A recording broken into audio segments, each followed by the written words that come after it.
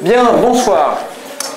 Donc, la semaine dernière, nous avions cheminé en bonne compagnie de la relativité restreinte. Donc je vous rappelle en quelques mots, même si cela n'a pas plu à tout le monde, on a quand même fait l'effort de la démonstration. Donc je reprends en quelques instants l'idée. Parce que ce que je trouve très beau dans cette démonstration, très singulier, très élégant, c'est quand même sa simplicité. Vous êtes encore jeune dans vos études, mais vous verrez, pour ceux d'entre vous qui sont physiciens, que la physique des particules élémentaires, que la physique nucléaire, que la thermodynamique, que la mécanique des fluides, etc., convoquent des équations très complexes qui demandent des temps de construction et d'élaboration extrêmement élevés.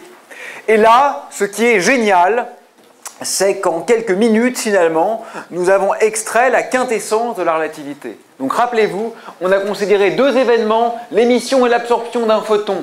On a écrit l'intervalle et on a montré que l'intervalle était invariant, c'était le même, dans tous les référentiels galiléens. Il était invariant par changement de référentiel inertiel.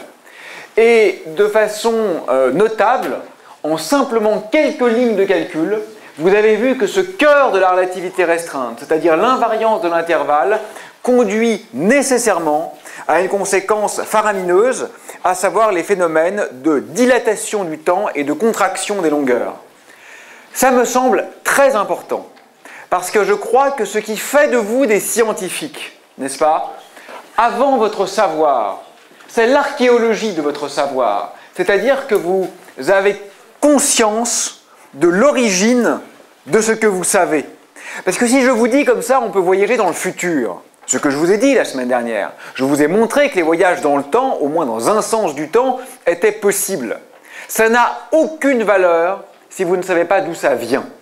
Maintenant que vous savez d'où ça vient, vous pouvez répondre à cette question fondamentale que vous poserez à un ami. Mais est-ce que c'est certain ? Non, bien sûr, c'est pas certain, puisque c'est de la science. En science, rien n'est certain. Mais oui, c'est parfaitement bien corroboré par des millions d'expériences, et surtout, c'est extrêmement fiable d'un point de vue théorique.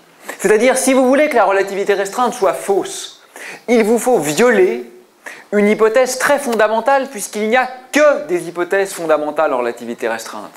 Je voudrais vous faire remarquer qu'on a essentiellement utilisé une seule chose dans la démonstration, une seule. C'est le fait que des lois sont des lois. Vous vous rappelez, on a écrit que les lois ne dépendaient ni du temps ni du lieu. Mais ça, c'est quoi? C'est la définition d'une loi. C'est ça qui est extraordinaire. Les conséquences bouleversantes, révolutionnaires au sens propre de la relativité restreinte, ne reposent essentiellement que sur un seul pilier, c'est-à-dire les symétries de l'espace-temps. Et c'est en ça que c'est une théorie extraordinairement fiable. Voyez, elle ne requiert pas des Lagrangiens compliqués, des hypothèses ad hoc, des formules mathématiques de 4 tableaux de long avec des termes non linéaires, etc. Non, rien de tout ça. On a juste dit les lois sont des lois. Et à partir de là, on a vu que le temps se dilatait, que l'espace se contractait.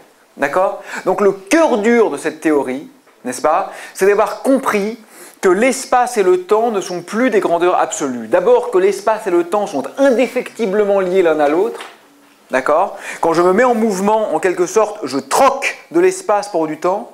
Mon espace se contracte vu par vous, mais mon temps se dilate mesuré par vous. Parce que l'espace et le temps ne sont que deux apparences d'une même et unique entité fondamentale sous-jacente qui est l'espace-temps. Si vous voulez, on peut le représenter de façon à la fois un peu mathématique et un peu imagée. Si je porte l'espace en abscisse et le temps en ordonnée, et que je décris un certain état par un vecteur, comme ça, quand je me mets en mouvement, je fais une rotation dans cet espace. Une rotation, ça veut dire quoi? Ici, j'avais beaucoup d'espace et peu de temps. Ici, j'ai peu d'espace et beaucoup de temps. Vous voyez, une rotation dans l'espace-temps, c'est une capacité à troquer de l'espace pour du temps. Oui? Donc au début, on peut dire que le temps et l'espace sont en même temps? Oui, la question porte sur l'apparition du temps et de l'espace lors du Big Bang. Je vais te faire la réponse la plus fiable que je peux faire. On n'en sait rien. C'est important parce que je pourrais te dire ce que je crois. Mais je pense que c'est très fondamental dans notre interaction de hiérarchiser le discours.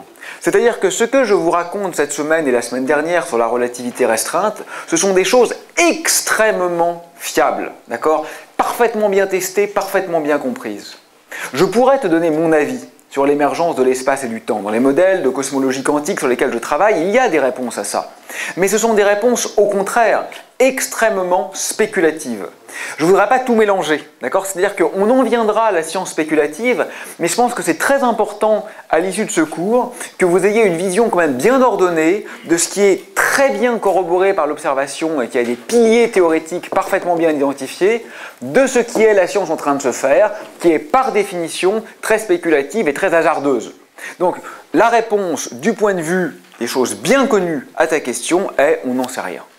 Du point de vue de la relativité générale, oui, bien sûr, l'espace et le temps apparaissent en même temps.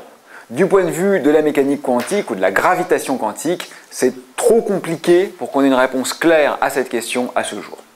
D'accord? Bien. J'ai encore deux choses à vous dire sur la relativité restreinte avant qu'on passe aux choses sérieuses. La première chose que je voudrais mentionner, c'est celle-ci. E égale mc carré. E égale mc carré, c'est un peu l'archétype d'une frustration. Parce que c'est la seule formule de physique que tout le monde connaît. N'importe qui, là, dans la rue, devant le campus, sait E égale mc2. Tout le monde sait E égale mc2. Mais personne ne sait ce que ça veut dire. Alors vous pourriez me dire, oui, enfin certains savent que ça, c'est l'énergie, ça, c'est la masse, et ça, c'est la vitesse de la lumière au carré. Ils sont peu nombreux à le savoir. Mais quand bien même ils le sauraient, bon, et alors? Ouais, l'énergie égale le produit de la masse par le carré de la vitesse de la lumière, et alors? Ben oui, comprendre, ce n'est pas simplement mettre des mots sur les termes de la formule. D'accord? Comprendre, c'est ce qu'on va faire maintenant. C'est donner un sens conceptuel et se rendre compte qu'en effet, cette assertion est révolutionnaire. Alors d'où vient-elle d'abord? Quel est le lien? Ouais, je ne veux pas que tu m'interrompes toutes les 30 secondes, je préfère à la fin, je laisse exprès une demi-heure de questions. Non, mais c'est justement pour répondre. D'accord. Oui, mais là, je fais la question et la réponse. Tes réponses, vos interactions, je préfère que ça vienne à la fin, parce que comme ça, on a un matériau commun, d'accord, sur lequel on peut discuter. D'où ça vient? C'est important parce que c'est un tout petit peu moins évident que les conséquences que nous avons suggérées la semaine dernière. C'est-à-dire que maintenant, il faut faire un peu de dynamique pour trouver ça. Alors, je ne vais pas le démontrer aujourd'hui parce que ça se démontre très simplement avec un peu de physique lagrangienne, mais la plupart d'entre vous, la quasi-totalité d'entre vous, n'ont jamais fait de mécanique hamiltonienne et lagrangienne. Donc, vous verrez, avec les outils analytiques que vous développerez en deuxième et troisième année de licence, il est très simple, à partir des bases de la relativité restreinte, de montrer cette formule. Je ne le fais pas et je vous demande sur ce point de me croire sur parole. Mais c'est des mathématiques relativement aisées, hein. Il n'y a rien de fondamentalement novateur, ça découle presque immédiatement, presque, parce qu'il faut quand même faire quelques petites hypothèses sur la structure des quadrivecteurs, mais ça découle presque inexorablement des bases cinématiques que nous avons étudiées la semaine dernière. Qu'est-ce que ça veut dire en termes fondamentaux? Ça veut dire quelque chose de très très bizarre. Pourquoi? Parce que les deux grandeurs qui sont de part et d'autre du signe égal ne sont pas de nature différente. Je m'explique. Enfin, plutôt, sont de nature différente, ne sont pas de même nature. À gauche, nous avons l'énergie. Mais l'énergie, ce n'est qu'une propriété. C'est un peu comme la couleur de ma chemise. Si je change de chemise, je suis toujours moi-même. Là, je suis à l'arrêt. J'ai une énergie cinétique, une énergie de mouvement, qui est nulle par rapport à vous. Je me mets en mouvement. Ça y est, maintenant j'ai de l'énergie cinétique. D'accord? J'ai de l'énergie cinétique, je marche. En quoi est-ce que j'ai changé? En presque rien. L'énergie est susceptible de varier. L'énergie est contingente. Elle pourrait être différente sans que ça change la nature fondamentale des corps que ça décrit. Au contraire, la masse qui est à droite, elle, n'est pas une propriété secondaire. Elle est fondamentalement liée à l'être de la particule décrite. Un proton, il a la même masse partout et toujours sur la Terre et dans l'espace. Un électron a la même masse partout et toujours sur Terre ou au fin fond de la galaxie. La masse, si vous voulez, c'est vraiment une caractéristique fondamentale de l'être de la particule, de l'ontologie, diraient les philosophes, c'est-à-dire de l'être en tant qu'être de la particule. Elle est invariable, elle est structurellement liée à l'objet décrit. Donc pour le dire en termes un peu métaphoriques, ici j'ai un avoir, ici j'ai un être. Ici j'ai un acquis, ici j'ai un inné. Ici j'ai un accidentel, ici j'ai un essentiel. Et la vitesse de la lumière, peu importe. C'est une constante dimensionnelle, finalement, elle ne joue aucun rôle fondamental. Ce qui compte, c'est E égale m. Qu'est-ce que ça veut dire en termes clairs? Encore plus clair. S'il y a une égalité, ça veut dire que je suis bien évidemment en capacité de changer l'une en l'autre, de transformer l'une en l'autre. On pourrait presque dire de transmuer ou de transmuter l'une en l'autre en empruntant un vocabulaire un peu alchimique, quoiqu'il s'agisse ici de physique parfaitement rigoureuse et respectable. Je vous donne d'abord un exemple métaphorique pour que vous voyez à quel point c'est bizarre. Changer de l'énergie en masse, c'est-à-dire changer une propriété en existence, ça serait un peu comme dire qu'on va regarder la tour Eiffel et qu'on va transformer la hauteur de la tour Eiffel en existence réelle, matérielle, palpable d'une nouvelle tour Eiffel, mais sans détruire la première. Évidemment, si je dis que je prends le matériau de la première, je le coupe en deux, je réutilise la moitié du fer pour faire une petite tour Eiffel, c'est évident ça. Il n'y a rien de révolutionnaire, on n'a pas besoin d'Einstein pour ça, on le sait. Non, je dis je prends la tour Eiffel et elle a une certaine couleur. D'accord? Elle est marron. Et je vais utiliser sa couleur ou sa hauteur, une propriété comme ça, secondaire, acquise, contingente. Je vais donc utiliser cette propriété pour créer une nouvelle tour Eiffel, mais la créer au sens matériel, pas un dessin, mais sans détruire la première. Là, vous voyez que c'est étrange. Alors cet exemple est métaphorique. Maintenant, j'en viens à la définition ou à l'acception littérale de la formule. Littéralement, qu'est-ce qui se passe? Dans un accélérateur de particules, qu'est-ce qu'on fait? On change de la vitesse en existence. On a des corpuscules qui se déplacent très vite, qui entrent en collision les uns avec les autres, éventuellement sans être détruits. Et qu'est-ce qu'on trouve dans l'état final? Éventuellement les mêmes corpuscules que dans l'état initial, plus plein d'autres. Vous avez par exemple créé 200 particules élémentaires. D'où viennent-elles les 200 particules élémentaires? Elles ne sont pas créées ex nihilo. D'où viennent-elles? Elles viennent du mouvement des corpuscules incidents. Si vous voulez le dire en termes techniques, elles viennent de l'énergie cinétique. Mais l'énergie cinétique, c'est quoi? C'est une propriété, c'est un mouvement, c'est un déplacement. Un accélérateur de particules comme le LHC est une machine, grâce à E égale mc2, à transformer du mouvement en existence. On transforme le déplacement des corps incidents en création matérielle, j'insiste, matérielle, tangible, éventuellement durable. Ce n'est pas quelque chose de virtuel comme ça, d'évanescent, je ne sais quoi. Non, non. Les particules finales peuvent avoir une durée de vie infinie. Donc je crée de la matière à partir du mouvement. Et on pourrait dire que Lavoisier avait tort. Rien ne se perd, rien ne se crée, tout se transforme. C'est vrai en termes énergétiques, mais c'est faux en termes de corpuscules. Ce que nous montre cette formule. Et c'est en cela d'ailleurs que Einstein est un peu le Lamarck du côté des sciences dures. Vous savez, Lamarck, c'est celui qui, avant Darwin, a pensé le transformisme dans le monde du vivant. Et oui, c'est ça qu'on fait. On transforme du mouvement en particules. Donc, les briques fondamentales du réel, les particules élémentaires, ne sont plus en nombre fixé. Il devient loisible de les créer, ou bien sûr, dans le processus inverse, de les détruire. Donc, voilà pourquoi je parlais de frustration. Parce que c'est vrai que cette formule est révolutionnaire. C'est vrai qu'elle est emblématique de la science du XXe siècle. Mais encore faudrait-il savoir ce qu'elle veut dire. D'accord? Bien. Et le dernier point dont je voudrais vous parler à propos de relativité restreinte, donc vous voyez quand même le spectre exceptionnellement large des conséquences de la relativité restreinte.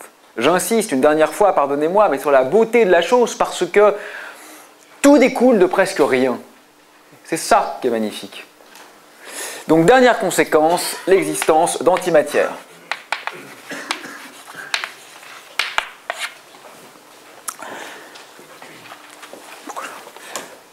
L'antimatière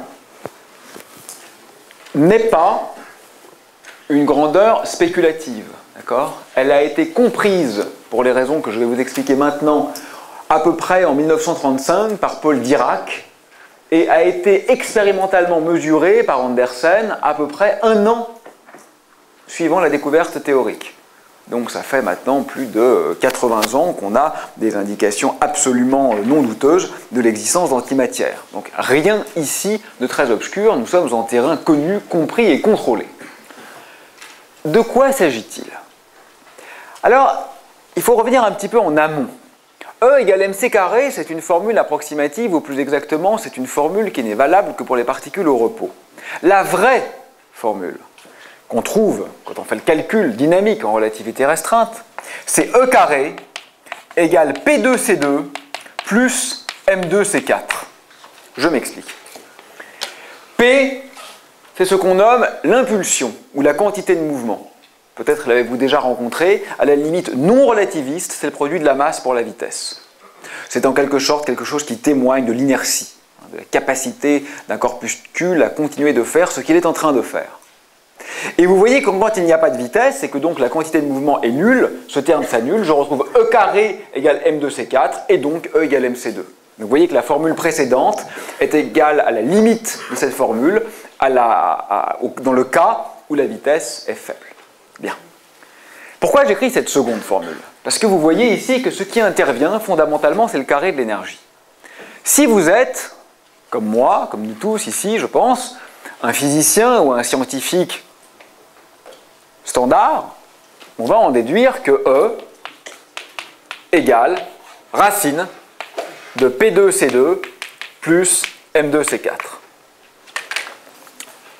C'était sans compter sur le génie subversif de Paul Dirac. Dirac, c'est un esprit très mathématique.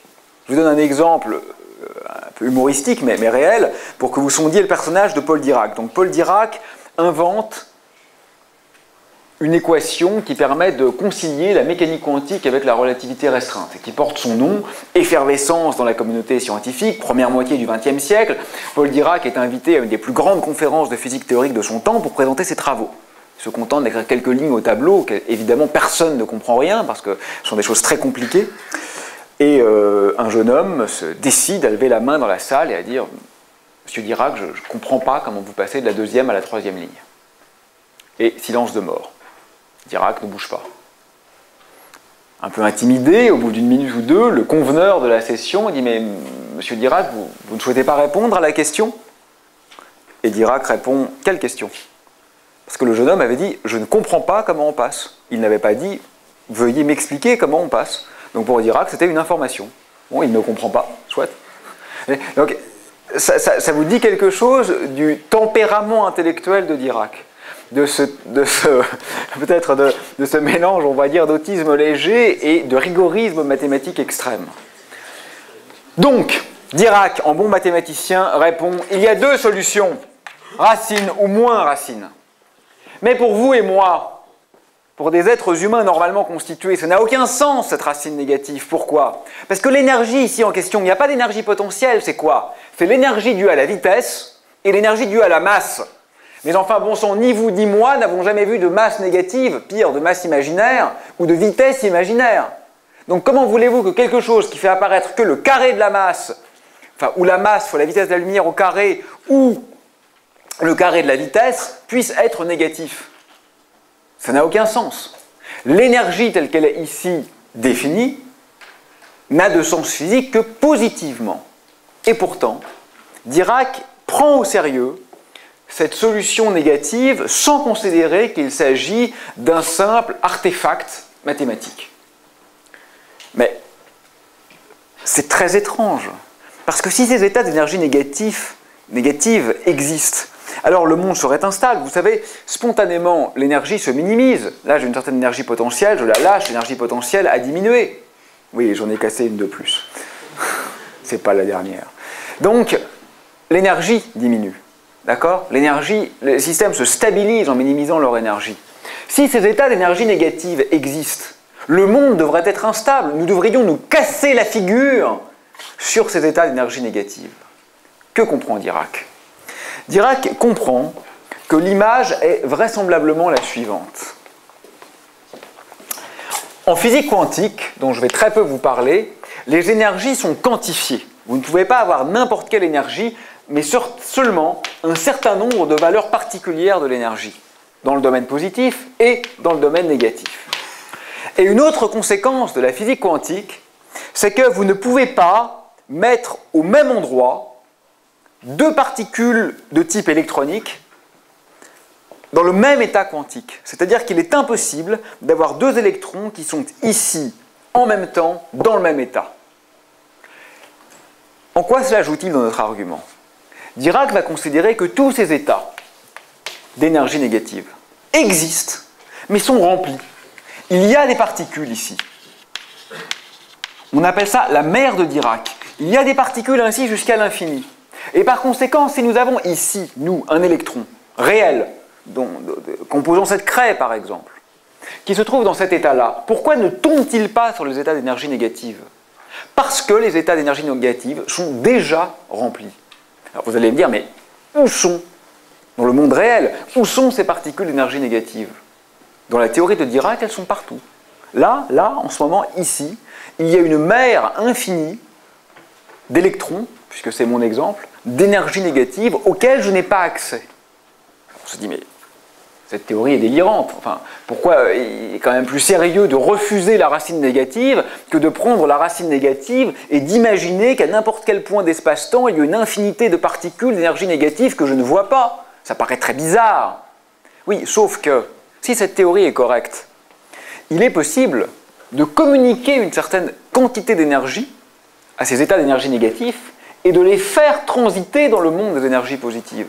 Imaginez que j'arrive ici avec un photon et que je communique suffisamment d'énergie à cet électron pour qu'il saute dans le monde que je vois, celui des énergies positives.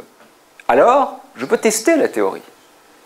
Et ce que Dirac va postuler, c'est qu'en réalité, ce qu'on va nommer les antiparticules, ce ne sont pas les particules d'énergie négative. Faites attention à ça, c'est une confusion fréquente.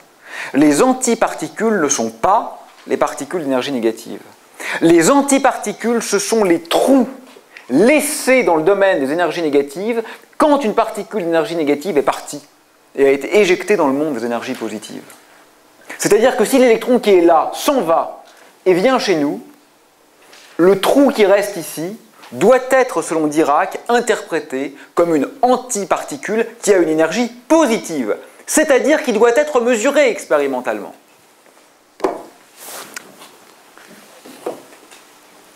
Et bien sûr, parce que l'énergie et la charge électrique sont conservées, je dois trouver que cet anti-électron a une charge opposée à celle de l'électron.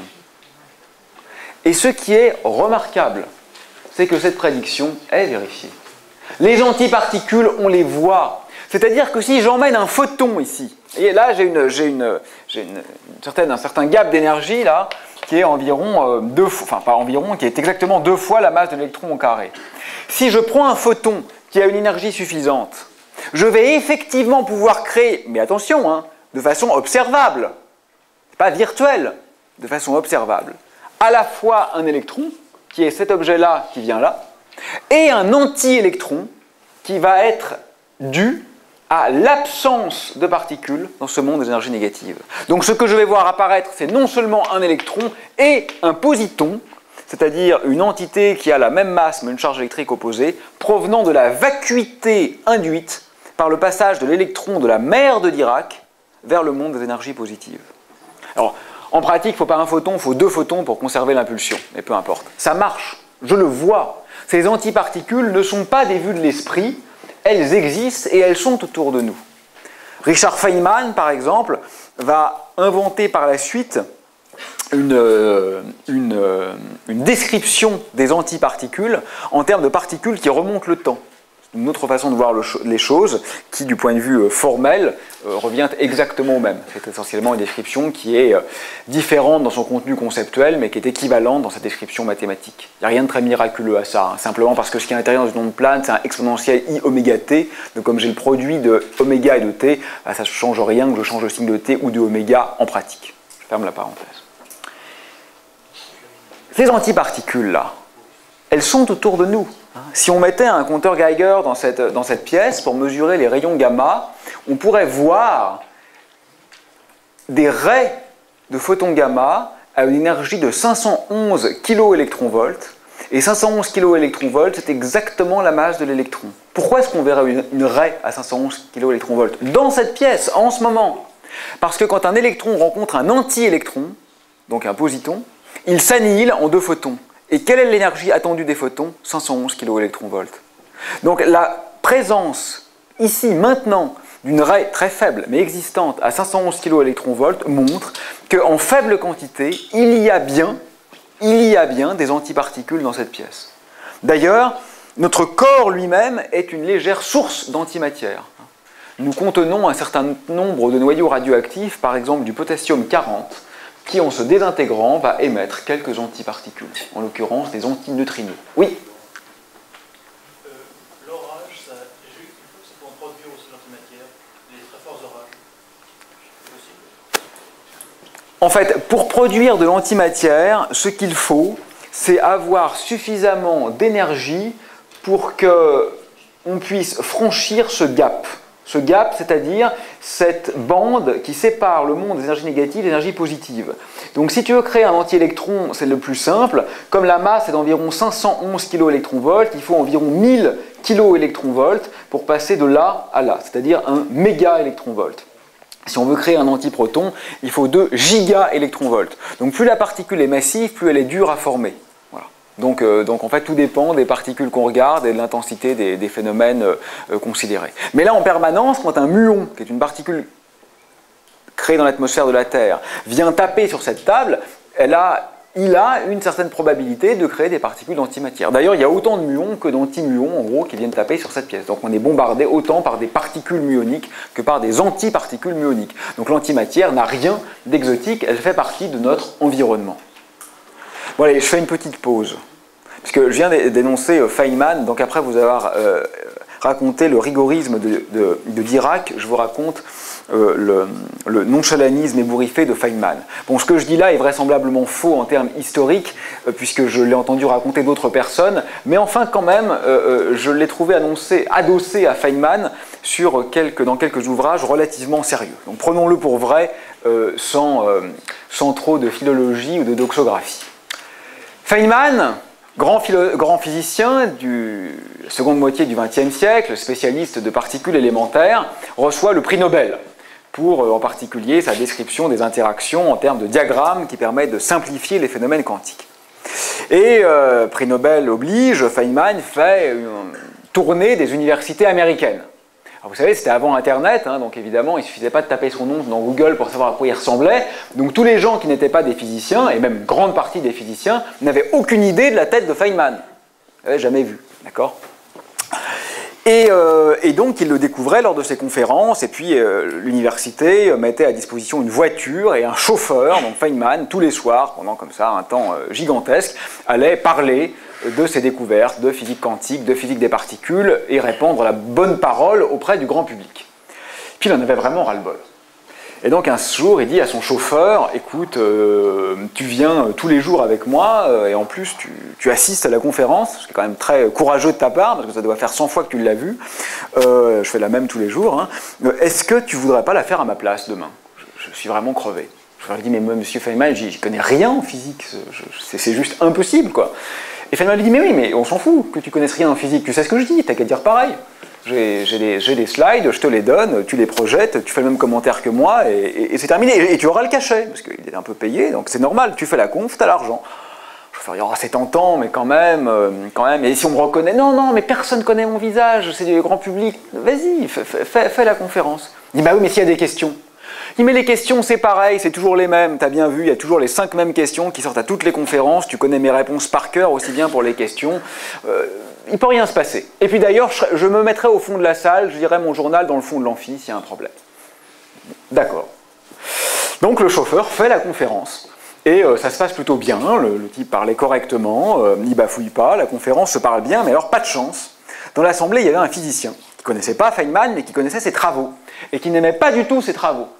Et donc le physicien se dit, je vais me payer Feynman, quoi. Et donc il fait une remarque super désagréable et très technique. Très technique, en disant mais je comprends pas, on est propagateur à l'ordre 3, la chaîne de renormalisation ne fonctionne pas, on devrait avoir une divergence dans l'hamiltonien, votre théorie ne marche pas. Et comme il le dit de façon méchante, le chauffeur, donc, qui faisait la conférence, se sont un peu remontés et dit « Écoutez, monsieur, votre question est triviale. Elle est d'ailleurs tellement triviale que même mon chauffeur serait capable d'y répondre. Il est dans le fond de la salle et il va le faire. » Alors.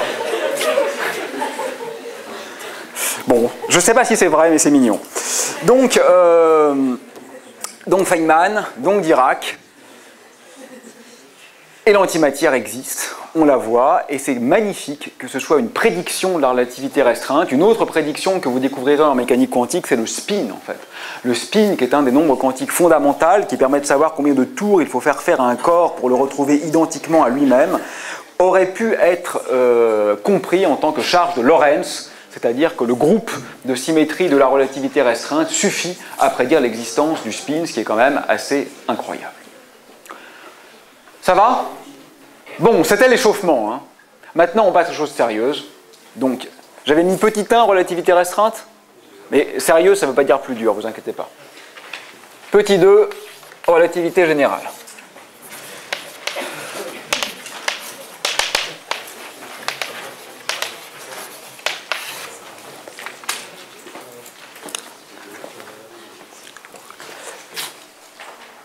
Je suis très content de faire ça avec vous.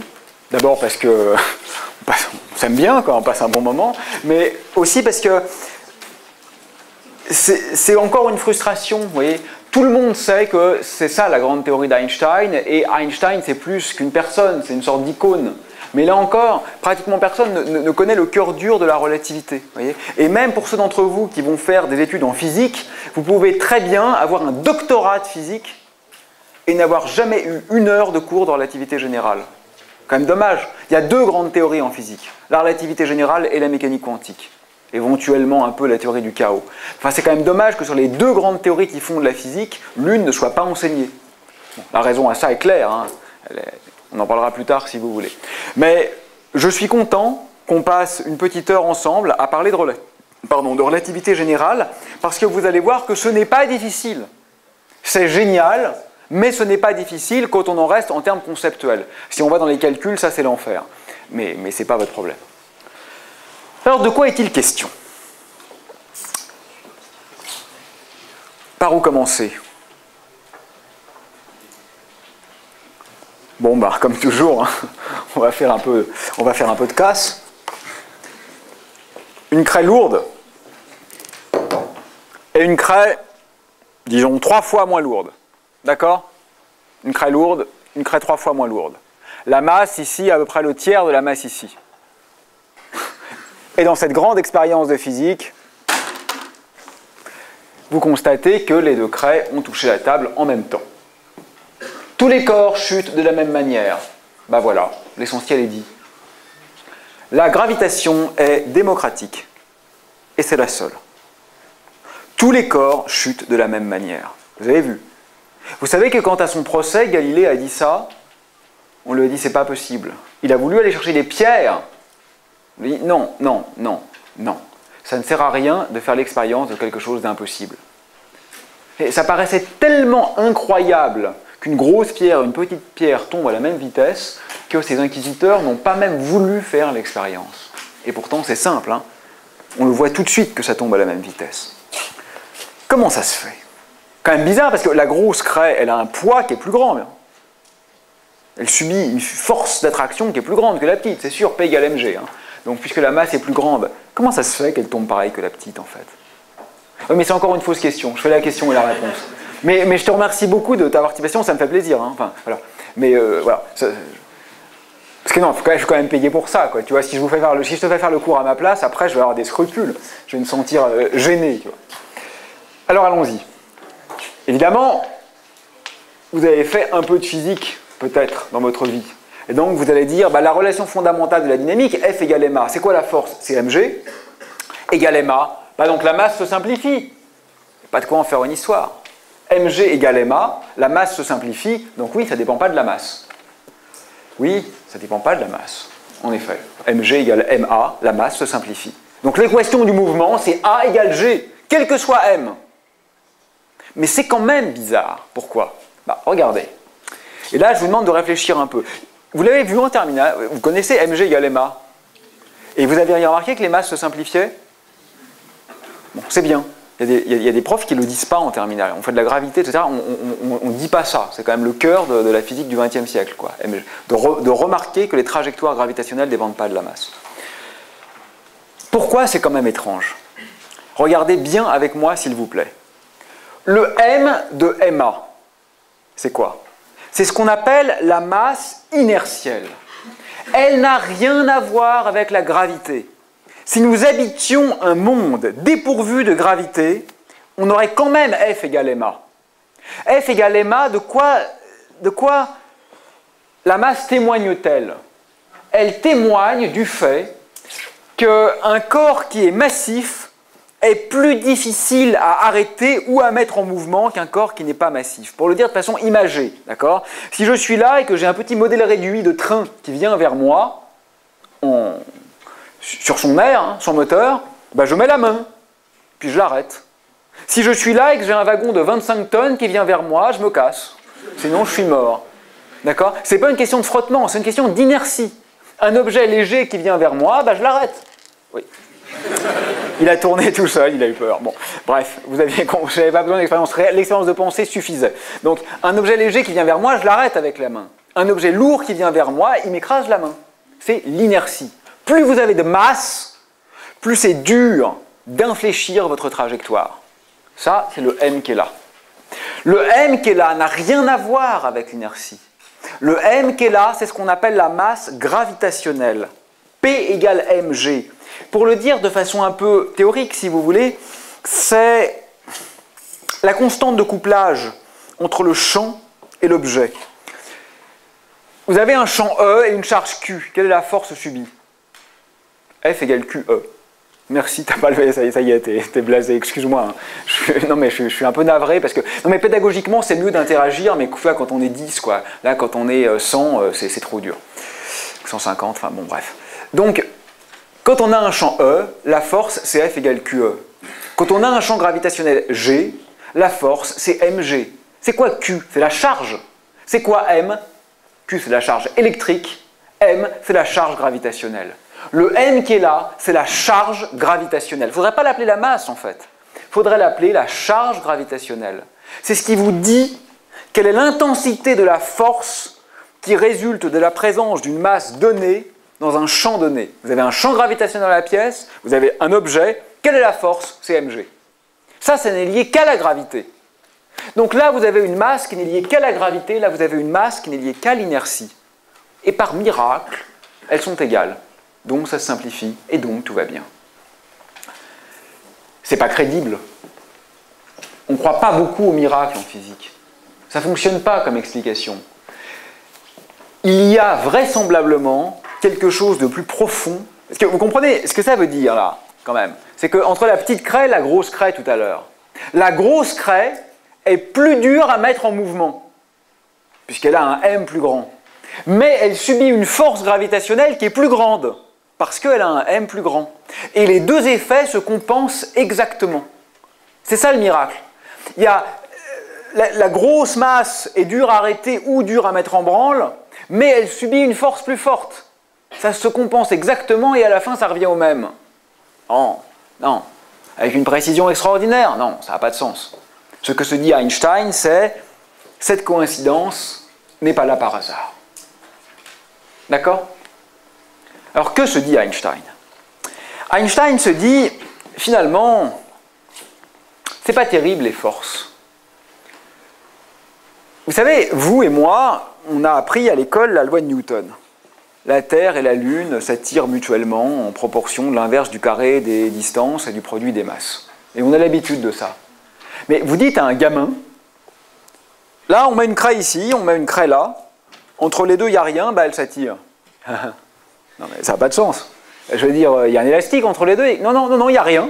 Il n'y a rien, il y a du vide, il n'y a rien. Il n'y a aucune particule échangée entre les deux, hein, parce que chez Newton, il n'y a pas de graviton. Hein, donc on n'échange aucune particule entre les deux, il y a du vide et instantanément, elle s'attire. C'est hallucinant, cette théorie. Mais en fait, Newton en était conscient. Newton considérait que sa théorie est une théorie effective. Il disait d'ailleurs, tout se passe comme si une force, machin. Ça ne pouvait pas être dans son esprit une théorie ultime. Nous, on a tellement l'habitude du concept de force qu'on fait comme si on savait ce que ça veut dire. savez, Freud nous disait qu'il faut se méfier de l'étrange proximité de certains concepts. Ce n'est pas parce que ces concepts nous sont familiers que nous les comprenons vraiment. Et celui de force est certainement un des plus délicats. Donc Einstein se dit, quand même, si on pouvait essayer de décrire tout ça sans faire appel à des forces, ça serait peut-être mieux. Pourquoi le peut-on? Pour la raison suivante. L'intérêt des forces, c'est qu'elles dépendent de ce à quoi elles s'appliquent. Vous voyez, quand vous écrivez que la force électrique, c'est QE. Si vous écrivez que la force électrique, c'est F égale QE, ça veut dire que si vous prenez une charge différente, la force va changer. Vous prenez une charge Q1, vous avez une force F1, vous prenez une charge Q2, vous avez une force F2. D'accord? Elle dépend des propriétés des corps. Mais, si, comme ça semble être le cas, tous les corps se meuvent de la même manière dans le champ gravitationnel, il n'y a plus aucune légitimité à recourir à cet étrange concept de force. Essayons de faire mieux, c'est-à-dire plus simple. Comment? L'idée est élémentaire.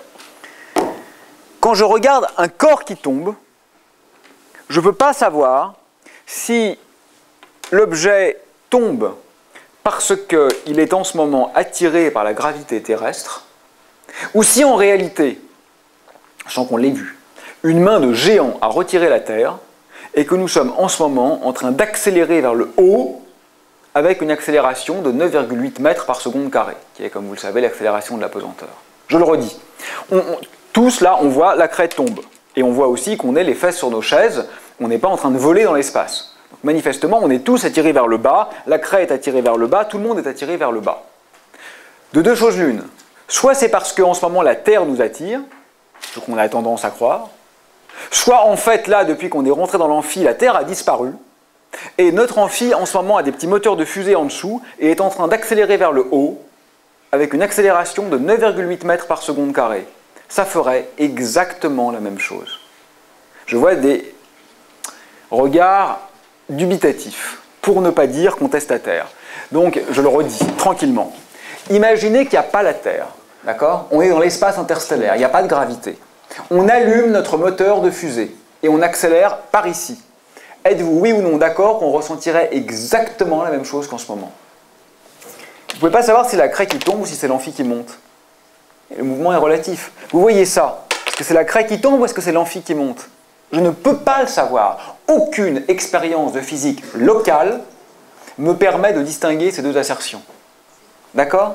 C'est le cœur de ce que Einstein appellera le principe d'équivalence. Écrivons-le.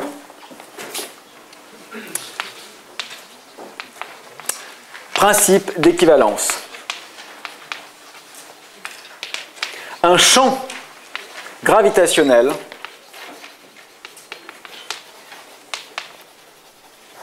est équivalent à une absence de champ gravitationnel, mais un mouvement accéléré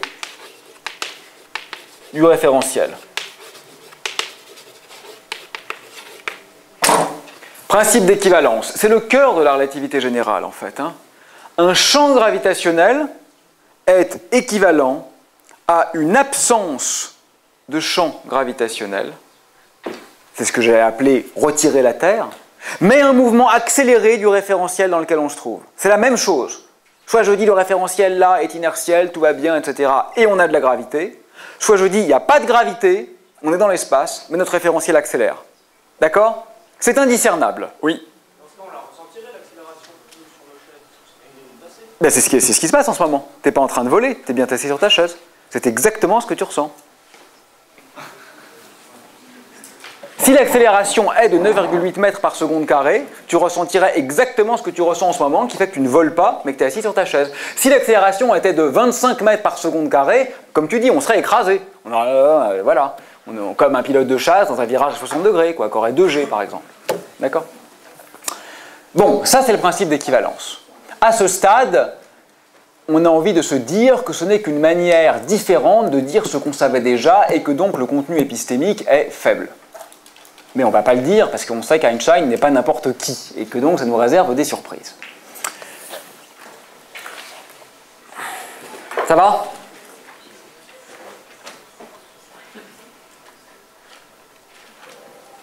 Bon. Comment je fais maintenant? Dans quel ordre je vous dis ce que j'ai à vous dire? Bon, bah continuons alors. Peut-être une première remarque quand même, importante en fait. Première remarque importante. Vous pourriez vous dire, mais ce point de vue est stérile. Ah oui, écoutez-moi bien, quand même, c'est important ce que je vais dire maintenant. Vous pourriez vous dire, finalement, c'est toujours vrai, je peux toujours dire, plutôt qu'une trajectoire dans l'amphi, en fait, c'est l'amphi qui bouge. Écoutez-moi bien, c'est important ça. Imaginez qu'on mette une plaque chargée positivement au plafond et une plaque chargée positivement au niveau du sol. Et puis imaginez que ça soit une charge électrique. Alors suivant le signe des charges, peu importe, on va dire la charge, elle fait comme ça, elle descend. D'accord? Vous pourriez me dire, bon, on peut dire pareil. En fait, je ne peux pas savoir s'il y a un champ électrique qui attire la charge vers le bas, ou si en fait il n'y a pas de champ, mais c'est l'amphi qui bouge. Vous êtes d'accord? Hein? Ça, c'est plus gravitationnel, c'est une charge. On imagine que c'est une charge électrique. Et on imagine que j'ai un champ dans la pièce. Je dis, bah, la charge tombe parce qu'il y a du champ électrique, ou alors, il n'y a pas de champ électrique, d'accord, mais c'est l'amphi qui bouge. Ça va? Eh ben non. Pourquoi non? Parce que dans le cas du champ électrique, si je prends une deuxième charge qui est différente de la première, elle ne va pas tomber pareil. Donc je vais avoir une charge qui fait ça, par exemple, et l'autre qui fait ça, tout doucement. Donc je vais avoir deux mouvements qui vont être ça. Et vous voyez bien qu'il n'y aura pas un seul mouvement de l'amphi qui équivaudra aux deux mouvements différents. Alors que dans la gravité, les deux tombent bien pareil. Donc il y a bien un seul mouvement de l'amphi qui permet de rendre compte de toutes les trajectoires gravitationnelles. Alors que si je m'intéressais à des trajectoires dans un champ électrique, c'est quoi l'équation dynamique dans un champ électrique? C'est QE égale MA. Vous voyez que ni la masse ni la charge ne se simplifient. Dans un champ électrique, deux objets qui ont soit des masses différentes, soit des charges différentes, auront des trajectoires différentes. Donc dans un champ électrique, il n'y a pas de principe d'équivalence. Je ne peux pas dire, dans un champ électrique, tout se passe comme s'il n'y avait pas de champ, mais un mouvement de l'amphi. C'est faux.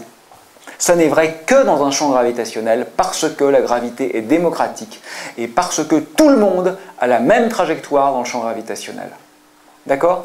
Donc vous comprenez pourquoi c'est vraiment spécifique à la gravité. Qu'est-ce que ça change? Et c'est maintenant que vous allez comprendre pourquoi il fallait que nous ayons fait un peu de relativité restreinte avant. Vous vous rappelez, la semaine dernière, ce qu'on a montré, c'est que le cœur de la relativité restreinte, c'est que cette grandeur, delta S carré, égale C2 delta T carré, moins delta X carré, moins delta Y carré, moins delta Z carré, que nous avions appelé intervalle, est conservée par changement de référentiel d'inertie, ou galiléen, c'est synonyme. D'accord? On a montré que ceci est invariant, d'accord, est invariant par changement de référentiel galiléen ou inertiel. D'accord? C'est ce qu'on a, c'était le cœur de notre démonstration de la semaine dernière. Et maintenant, je nous pose une question. Quand j'applique le principe d'équivalence, c'est-à-dire quand je décris le champ gravitationnel comme un mouvement d'ensemble du référentiel, comment change l'intervalle? Et mais attention, maintenant je fais quoi? Je passe à un référentiel accéléré. On est bien d'accord, la craie, là, quand je lâche, elle accélère. Elle accélère. Donc le mouvement de l'amphi qui équivaut à la trajectoire de cette craie, c'est un mouvement accéléré. Mais si je passe à un référentiel accéléré, ça veut dire que je passe à un référentiel non galiléen. Donc, l'intervalle n'a plus aucune raison d'être conservé. Et là, vous commencez à voir apparaître toute la beauté de la chose.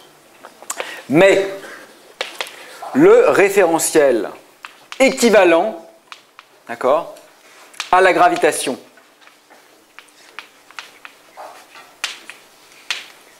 est accéléré. Donc, non galiléen, si celui de départ l'était. Donc, l'intervalle qui ne se conserve qu'entre des référentiels galiléens n'a aucune raison de garder la même forme. je vais un peu expliquer, mais on en a terminé avec le cœur.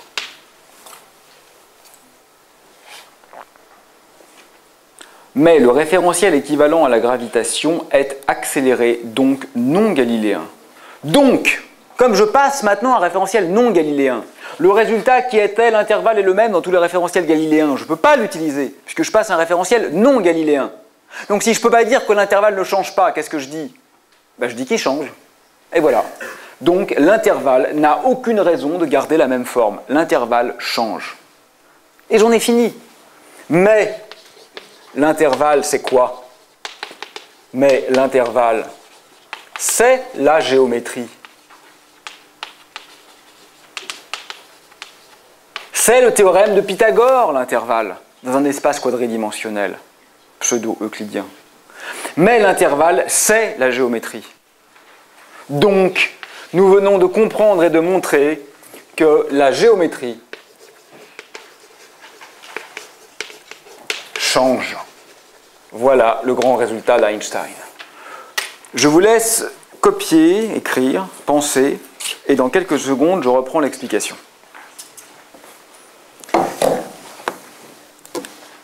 Non, j'en profite pas pour envoyer des SMS. C'est pas mon style.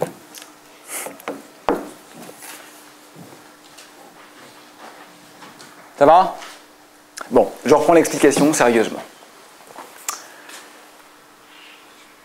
Nous avons tous, n'est-ce pas, un jour ouvert un livre de vulgarisation dans lequel était dit quelque chose du genre « Chez Newton, la Lune tourne autour de la Terre parce que la force gravitationnelle attire la Lune et lui impose cette trajectoire elliptique. » D'accord ? La Lune toute seule, elle aura envie d'aller en ligne droite, comme ça.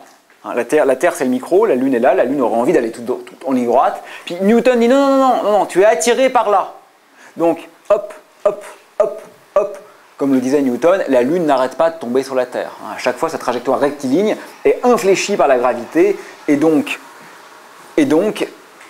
en résulte une trajectoire elliptique ou quasi circulaire. D'accord ? Ça, c'est la vision newtonienne. Chez Einstein, il n'y a plus de force, puisqu'il n'y a plus de champ gravitationnel. Il n'y a plus de force. La Lune avance en ligne droite, dans l'espace courbé par la gravité terrestre. Je le redis. Chez Newton, la Lune tourne parce qu'elle est attirée par la force gravitationnelle. Chez Einstein, il n'y a plus de force gravitationnelle. La Lune avance en ligne aussi droite que possible, en l'absence de force, mais dans un espace qui a été déformé par la présence de la Terre. Voilà généralement comment on résume la relativité générale en une phrase. Et bien maintenant, vous comprenez l'origine de cette assertion. Je vais reprendre le raisonnement et vous allez voir que ce n'est pas du tout arbitraire. On voit bien d'où ça vient. Regardez le raisonnement. Il est simple en fait. Tout le monde tombe de la même manière. Donc, je dis, il n'y a pas de force, mais il y a un mouvement accéléré. Vous avez bien compris pourquoi il fallait que tout le monde monte de la même manière. Parce que si tout le monde ne tombait pas de la même manière, il faudrait différents mouvements accélérés, donc ça ne marcherait pas. Comme tous les corps chutent pareil, je sais de combien je dois accélérer cet amphi pour que ça fasse pareil que la gravité. Ok ? C'est le principe d'équivalence. Mais il doit accélérer. Or, le cœur structurel de la relativité restreinte était que cette grandeur, d'accord, ne variait pas quand on passait d'un référentiel galiléen à un autre. Mais comme vous vous en souvenez, j'espère, quand on accélère à partir d'un référentiel galiléen, on n'a plus un référentiel galiléen. Hein, c'est un référentiel accéléré, je ne peux plus écrire les lois de la physique comme j'en ai l'habitude, il n'est pas galiléen. Donc comme moi je dois accélérer, l'intervalle, lui, n'a plus aucune raison de garder la même forme. Alors si cet argument ne vous convainc pas, exercice pour les plus matheux d'entre vous, les matheux soft, hein, c'est très gentil, hein. Vous prenez un référentiel tournant, vous prenez le référentiel de l'amphi, puis vous mettez un référentiel qui tourne à une vitesse oméga constante, et vous calculez l'intervalle dans le référentiel tournant, qui est la forme la plus simple de l'accélération, et vous verrez immédiatement qu'il ne peut pas s'écrire comme ça. Vous écrivez juste la matrice de rotation, hein, que le cosinus, sinus, moins sinus, cosinus, qui est la matrice de rotation, et vous verrez que l'intervalle ne peut pas s'écrire comme ça. Donc c'est très facile de montrer qu'en général, dans un référentiel accéléré, je ne peux pas écrire l'intervalle comme ça. D'accord ? Donc l'intervalle change. On pourrait dire, bon, l'intervalle change, et alors ? Mais alors, c'est dramatique, parce que l'intervalle, c'est la géométrie. Peut-être ça, il faut que je l'explique un peu. L'intervalle, c'est la géométrie. Vous connaissez tous, n'est-ce pas, le théorème de Pythagore, qui nous dit quoi? Que si ici j'ai bougé de x, et que si ici j'ai bougé de y, eh bien la distance totale que j'ai parcourue pour aller de là à là en direct, en fait, c'est racine de x2 plus y2. C'est ça qu'on dit le théorème de Pythagore. Si là j'ai x et que là j'ai y, la distance que j'ai réellement parcourue entre mon point de départ et mon point d'arrivée, c'est pas x plus y, c'est racine de x2 plus y2. Jusque-là, ça va, d'accord? Bah ça, c'est exactement le théorème de Pythagore, sauf qu'au lieu d'être dans un espace qui n'a que 2 dimensions, comme on l'a appris au collège, on est dans un espace qui a 4 dimensions, x, y, z, t, et en plus des signes moins. C'est pour ça qu'on dit que c'est un espace quadridimensionnel pseudo-euclidien. Les signes moins ne sont pas là par hasard. Ils sont là parce que si vous vous souvenez du cours de la semaine dernière, j'avais besoin, dans la construction de la théorie, que l'intervalle soit nul pour des événements de type lumière. C'est-à-dire que si je considérais l'émission et l'absorption d'un photon, je voulais que l'intervalle entre les deux soit nul. Et pour ça, il faut des signes moins. Donc ce n'est pas anecdotique les signes moins, d'accord? Mais ça reste rien d'autre que la généralisation du théorème de Pythagore. Et comme l'intervalle change, qu'est-ce que ça veut dire en clair? Ça veut dire que le théorème de Pythagore devient faux. Ça veut dire que dans le vrai monde, dans le monde réel, ici et maintenant, si je fais un triangle, la somme du carré de l'hypoténuse n'est pas égale à la somme des carrés des deux autres côtés. Ça veut dire que dans la concrétude de notre environnement cosmologique, autrement dit en termes plus simples, autour de masse, autour de masse, le théorème de Pythagore n'est pas vrai. La somme des angles d'un triangle, en vérité, n'est pas égale à 180 degrés. La circonférence d'un cercle, en vérité, n'est pas égale à 2 pi fois son rayon. Pourquoi? Parce que ces formules que nous avons apprises au collège sont des formules qui sont vraies en espace euclidien, loin de la masse. Mais comme la masse c'est de l'accélération, que l'accélération c'est du non galiléen et que du non galiléen ça veut dire une déformation géométrique, toutes ces formules en réalité sont fausses. Si on mesurait la circonférence de la Terre, on trouverait qu'elle n'est pas égale à 2 pi fois son rayon. Et on sait calculer la différence. Très petite, quelques millimètres. Mais peu importe, conceptuellement, l'effet est là. Ça va? Vous voyez, ce qui est important pour moi, c'est que cette idée que la masse crée de la courbure, c'est comme ça qu'on appelle l'écart au caractère euclidien, cette idée centrale qui est que la masse crée de la courbure, vous voyez maintenant d'où elle vient. J'ai déjà dit 3 fois, je pense qu'on va commencer à se lasser si je répète, mais si ce n'est pas clair tout à l'heure, là, dans la demi-heure qui vient, vous n'hésiterez pas à me poser des questions. D'accord? Bon, comme ces choses ne sont pas exactement triviales, je fais une deuxième pause, mais un peu moins ludique que la première, un peu plus philosophique. Et après, on y revient, ne vous inquiétez pas.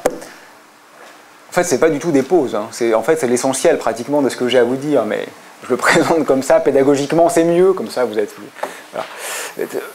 plus frais et dispo dans vos têtes. Qu'est-ce qu'on fait? C'est quoi tout ça? C'est quoi la science? Une petite question anecdotique comme ça au passage. Oui, mais d'abord je vous donne mon avis, et puis si tu n'es pas d'accord, alors surtout tu me le dis, parce que c'est très important pour moi l'interaction, mais tu me diras si tu n'es pas d'accord.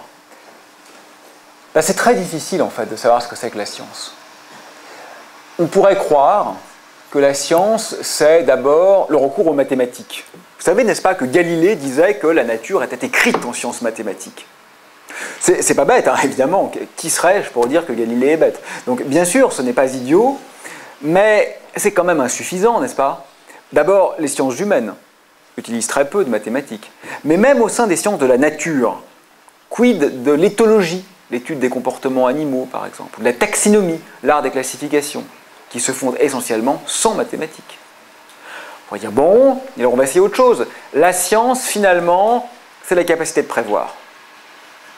C'est juste, c'est important de prévoir. Vous savez que Thalès a eu un grand succès parce qu'il a pu prédire l'existence d'une éclipse. Bon, il a eu beaucoup de chance, parce qu'en fait, il n'avait pas les outils pour ça. Mais ce n'est pas suffisant.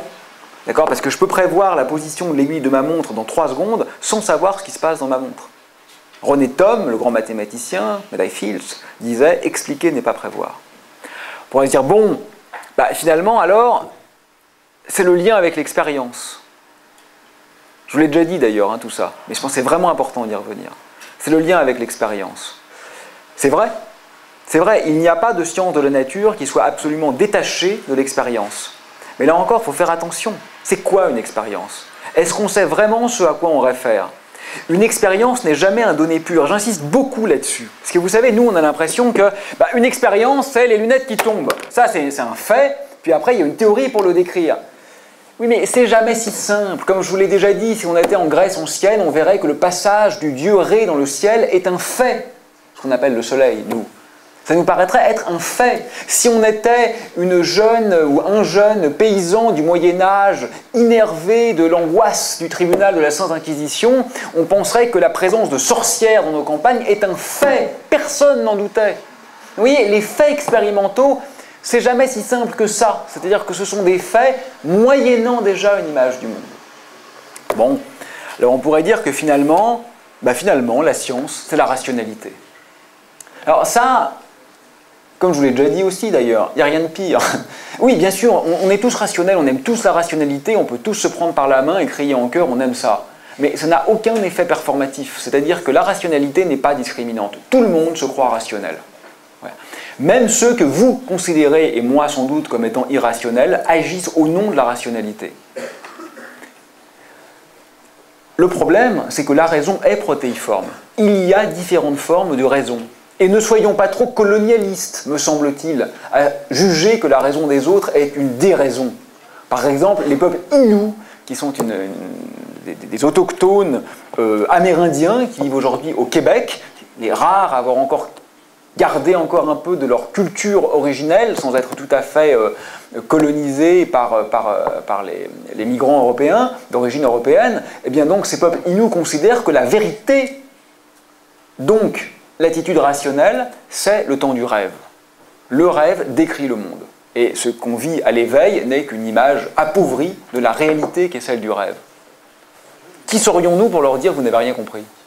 Moi, je vais vous dire ce qu'est le réel. Enfin, en ce qui me concerne, je ne me permettrai jamais de dire ça. La raison est protéiforme. Donc définir la science comme la raison, en fait, ne nous avance pas du tout. Alors c'est quoi ? Parce que là, je joue le philosophe qui nous dit « les philosophes disent toujours ce que ça n'est pas ». Mais il y a un moment, on a quand même envie de dire ce que c'est. La théologie négative a fonctionné sur ce mode. La théologie négative, c'est une branche très très intéressante de la théologie qui essaye de dire ce que Dieu n'est pas. C'est fascinant comme mode de pensée. Alors qu'est-ce que c'est la science ? J'en sais rien, mais je crois qu'une assez bonne proto-définition, c'est de dire que finalement c'est une tension. Une tension entre d'une part une très grande liberté. Ne négligez pas cette liberté presque démiurgique qui nous incombe en tant que scientifiques. Nous sommes des créateurs. Nous inventons des théories. Si vous êtes mathématicien, c'est presque sans limite. Vous avez envie d'une nouvelle structure, mais créez-la. Vous n'avez qu'à respecter les lois de la logique et la théorie des ensembles. C'est très peu comme contrainte. C'est très très peu. Rien n'est moins contraint que les mathématiques. C'est un espace de liberté extraordinaire. Même si vous êtes physicien. Je vous donne un exemple qui est connu depuis Newton, mais qui est quand même très parlant. Regardez. Théorie de Newton. La Lune est attirée par la Terre par une force proportionnelle à l'inverse du carré de la distance et au produit des masses. Voilà la théorie de Newton.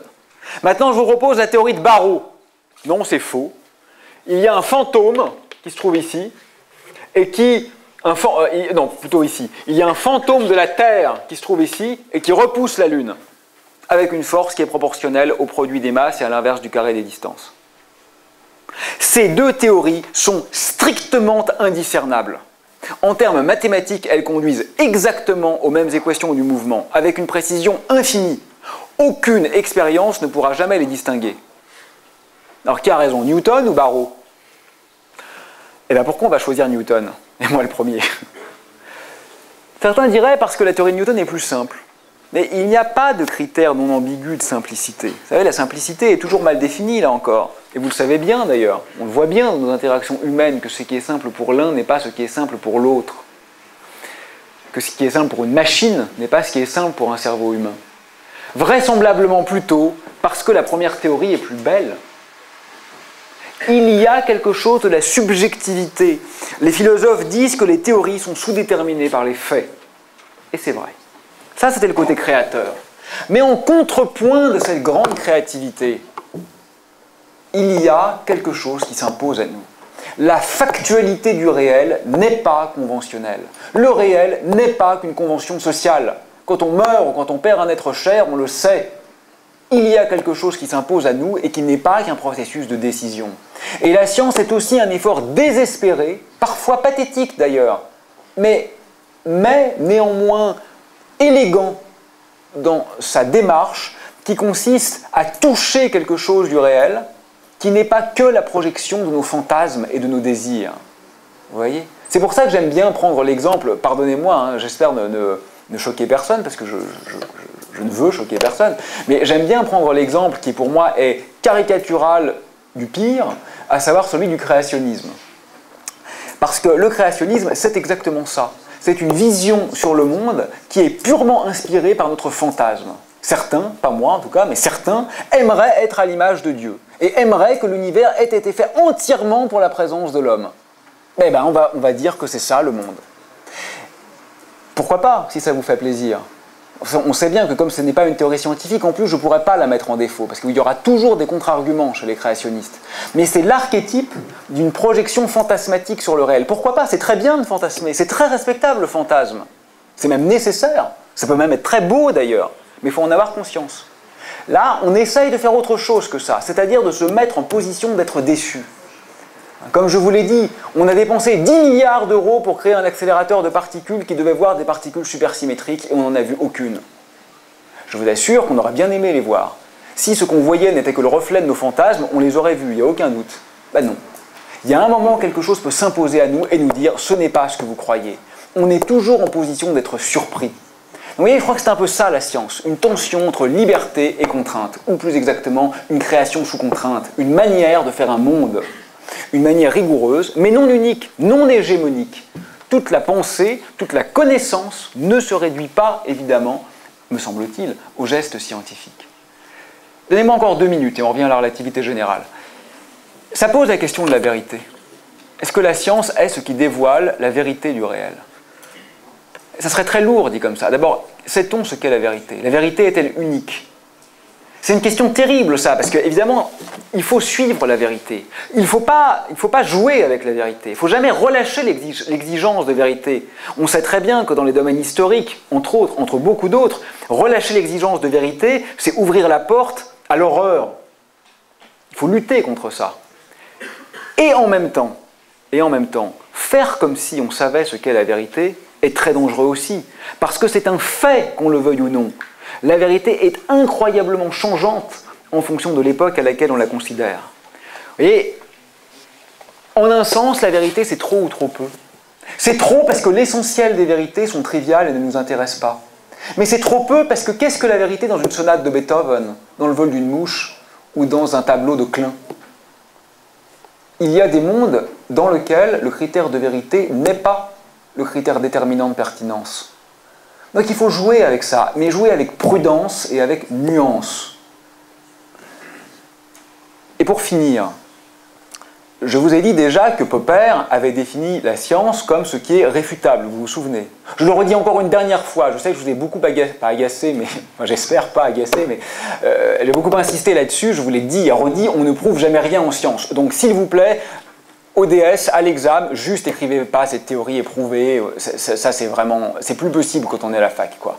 Aucune théorie hors des mathématiques n'est prouvable en sciences de la nature. Ah, je vois des regards froncés, donc je vous redis quand même encore une fois pourquoi. Parce que pour prouver une théorie, il faudrait au moins réaliser l'infinité d'expériences qui la mettent à l'épreuve. Comment savez-vous par exemple que la théorie d'Einstein marche encore à l'autre bout de la galaxie? Vous avez été la tester, vous? Vous n'en savez rien, moi non plus. Donc il faudrait faire l'infinité d'expériences qui la met à l'épreuve, ce qui est évidemment impossible, et faire chaque expérience avec une précision infinie, ce qui est évidemment impossible. Donc aucune théorie scientifique n'est prouvable en sciences de la nature. Ça, c'est acté. Popper infléchit les choses en disant « oui, mais elles sont réfutables », c'est-à-dire qu'on peut montrer qu'elles sont en défaut. C'est mieux, c'est insuffisant. Pourquoi c'est insuffisant? Parce que ça ne se passe pas comme ça en pratique. Par exemple, la relativité générale ne parvient pas à expliquer la rotation des galaxies. Vous voulez expliquer la rotation des galaxies avec la théorie de Newton ou d'Einstein, ça ne marche pas. Alors qu'est-ce qu'on dit? C'est faux? Bah non. On invente de la matière noire. Et ça a l'air d'être vrai. C'est pas simplement un échappatoire. Ça fonctionne. Quand une théorie ne marche pas, il y a toujours plusieurs manières de faire face à cette situation. On peut restreindre son champ d'application, on peut supposer qu'il y a de nouveaux objets, on peut remettre en cause l'expérience elle-même. Il y a toujours un continuum de réactions possibles à une inadéquation mesurée. Dernière chose avec la vérité. Quand on passe de Newton à Einstein, est-ce qu'on se rapproche de la vérité?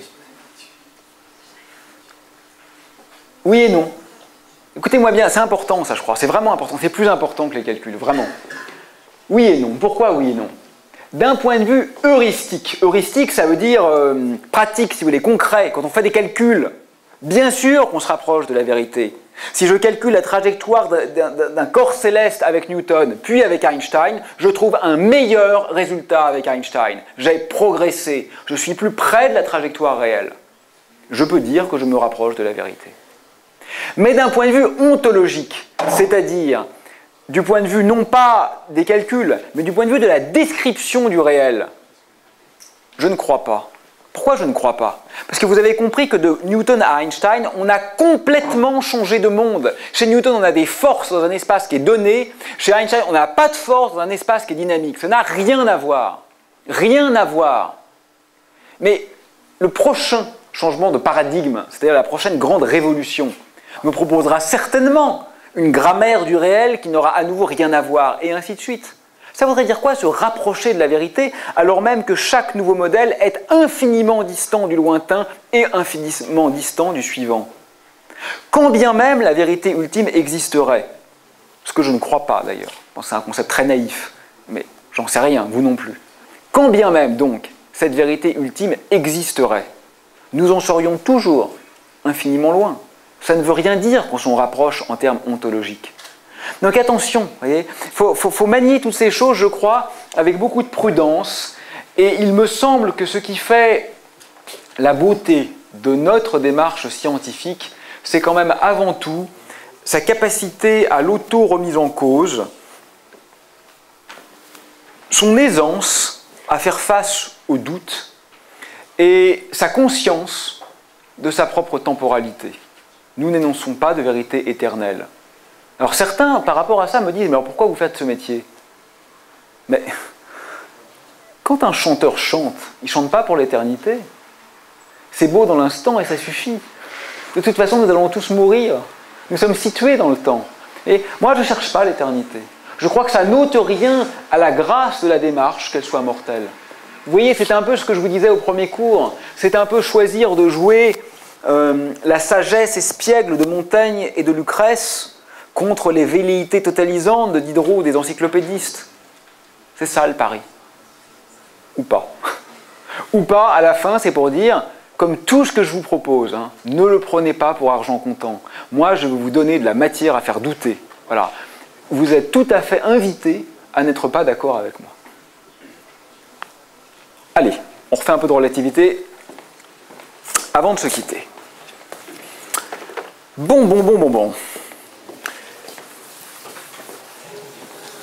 Nous avons donc énoncé que l'intervalle allait changer eu égard à l'accélération qui est induite par le passage vers un référentiel inéquivalent. Et alors,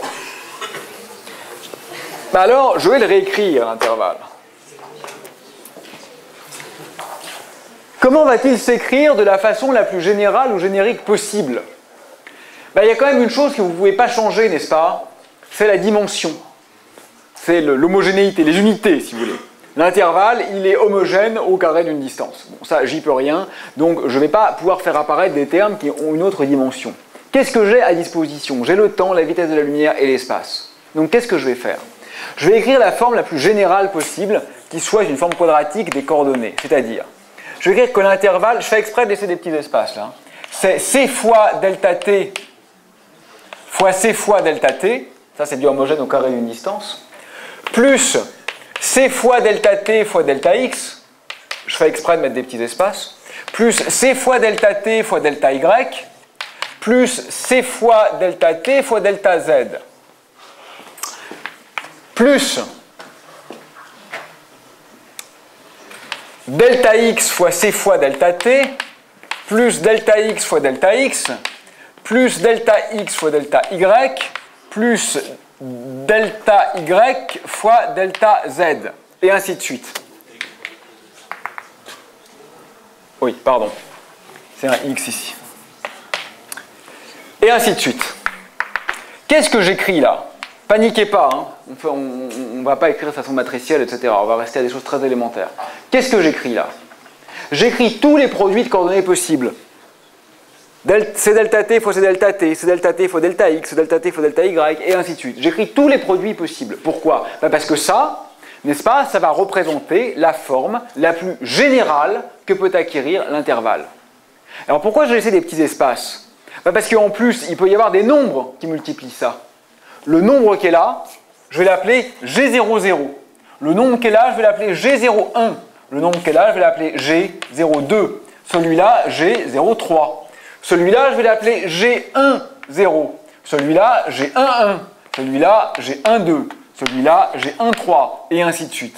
Je vais voir apparaître 16 nombres que je représente par un tableau à 2 indices. Si je connais les 16 nombres G, je connais exactement ce qu'est l'intervalle. Cet objet, G, alors on note traditionnellement ces indices par les lettres grecques mu et nu, est ce qu'on appelle la métrique. La métrique est ce qui encode la structure géométrique de l'espace-temps.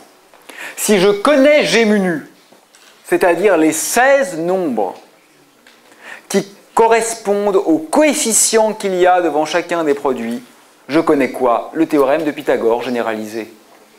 Je n'ai rien fait d'autre ici qu'écrire la généralisation la plus drastique, ou presque,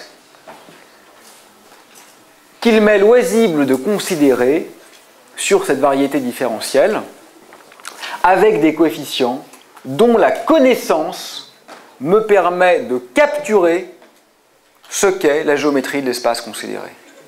Cet objet-là est l'objet central de la relativité. Elle est ce qui me dit la forme de l'espace autour de nous. Essentiellement, la relativité générale consiste à trouver des métriques. Tiens, d'ailleurs, j'ai encore une anecdote à ce propos, qui est vraie, celle-là, j'en suis certain, parce que je la connais de première main.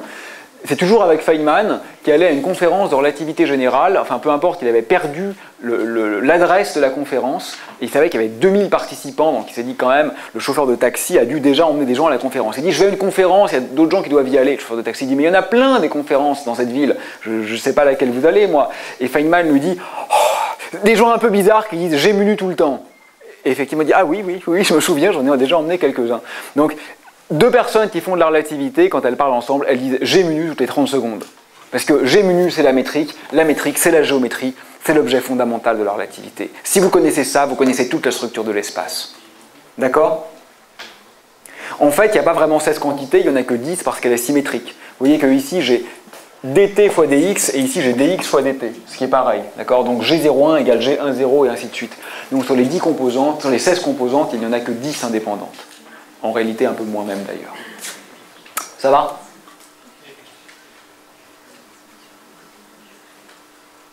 Bon. Première remarque. Imaginez que je veuille... J'ai un point ici, qui est sur là j'ai le sol, puis j'ai un autre point ici, puis on a par exemple 5 mètres entre ces deux points, d'accord? On a 5 mètres entre ces deux points. Imaginez qu'on veuille prendre un ballon de foot qui part de là et qui va là. En gros, il va faire une courbe en cloche qui va ressembler à ça, quoi.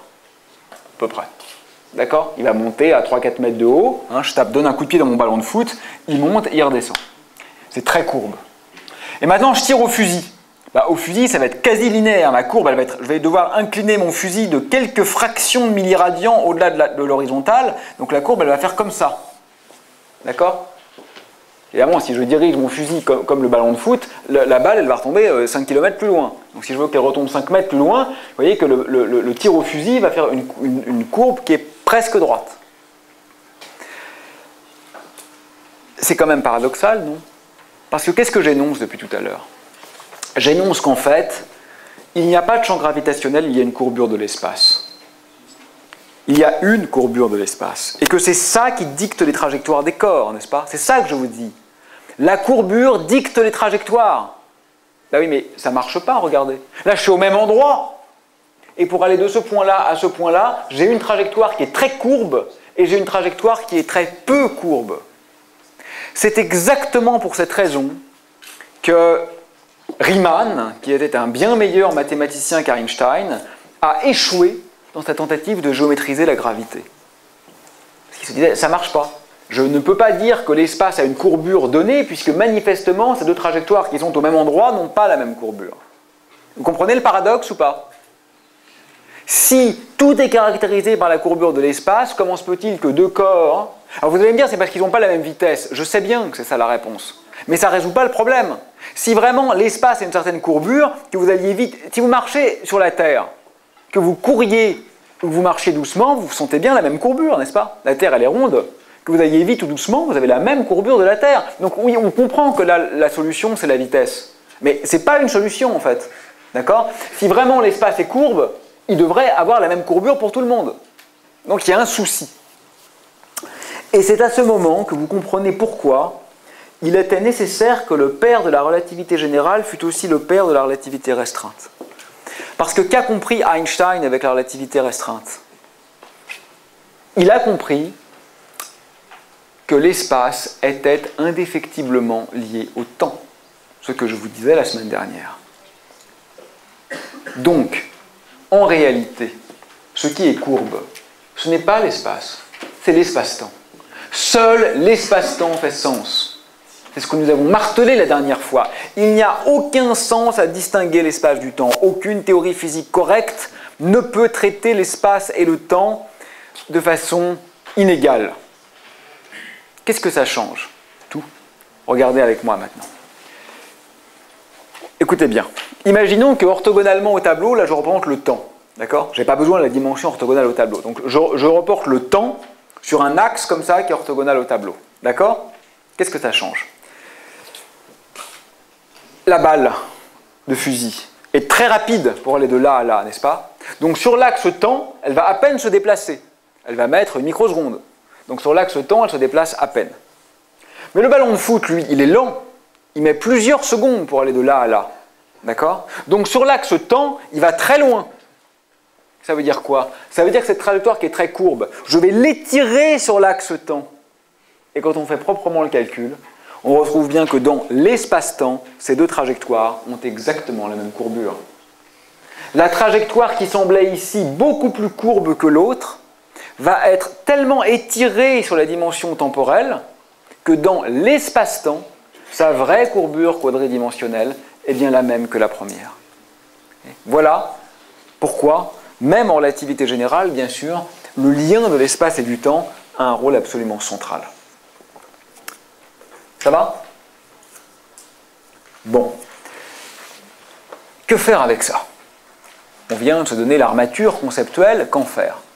Alors, à partir de maintenant, je vais être très qualitatif parce que ça deviendrait compliqué si on allait dans le détail. Donc je vais vraiment en rester aux idées pour que vous ayez simplement une sorte de panorama de ce qu'on peut faire dans ce contexte. Il y a essentiellement deux choses à faire.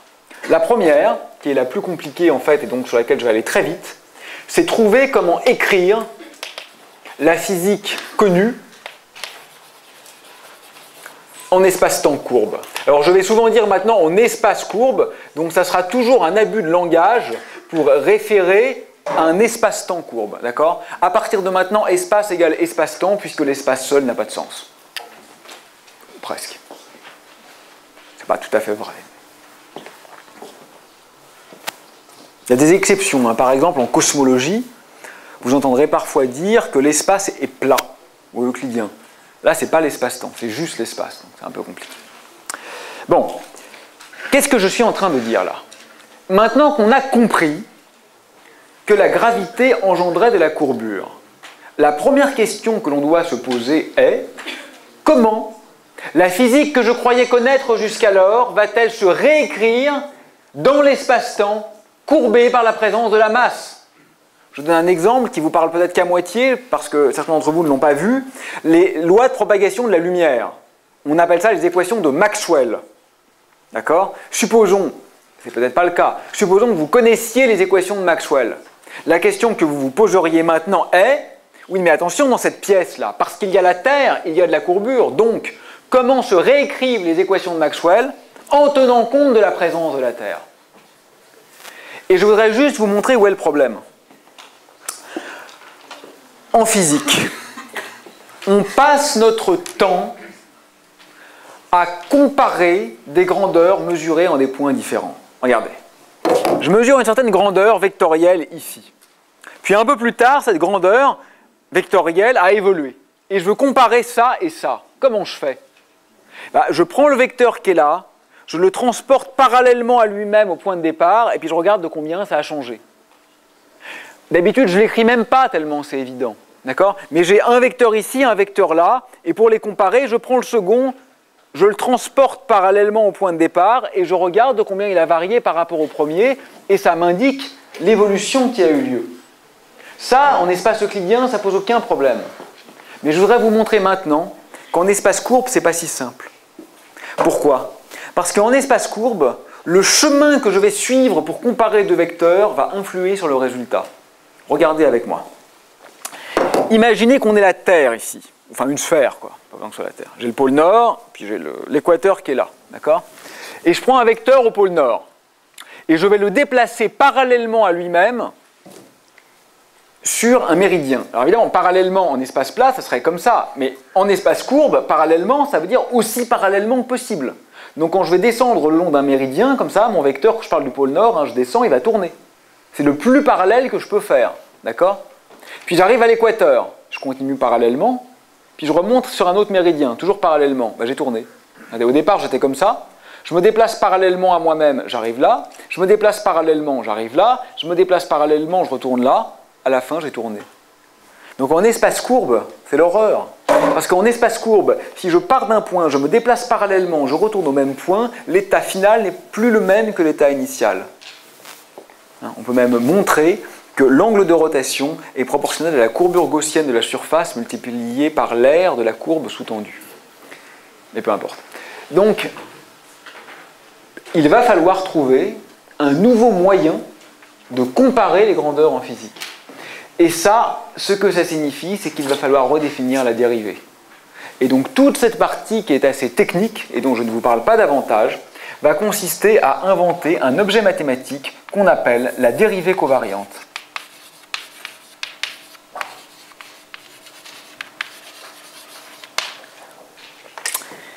Je redis une dernière fois son sens physique, parce que c'est ça qui m'intéresse. C'est pas que ce soit un objet à 3 indices non tensoriel, c'est pas important pour nous. Ce qui est important, c'est la chose suivante. Je veux pouvoir comparer des grandeurs en des lieux différents, sachant que la présence de courbure rend la comparaison difficile. Donc j'invente un objet mathématique qui se nomme dérivée covariante et qui remplace la dérivée. D'accord? Vous connaissez tous la dérivée. La dérivée covariante est la généralisation du concept de dérivée à un espace muni de courbure. Bon, ça c'est pas très intéressant, parce que je vous le dis, je vous dis pas comment on fait, donc finalement on n'a pas appris grand-chose.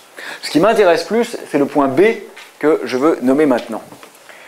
Le point B, c'est quoi? Quelle est l'autre chose qui nous reste à faire? C'est comprendre ou trouver comment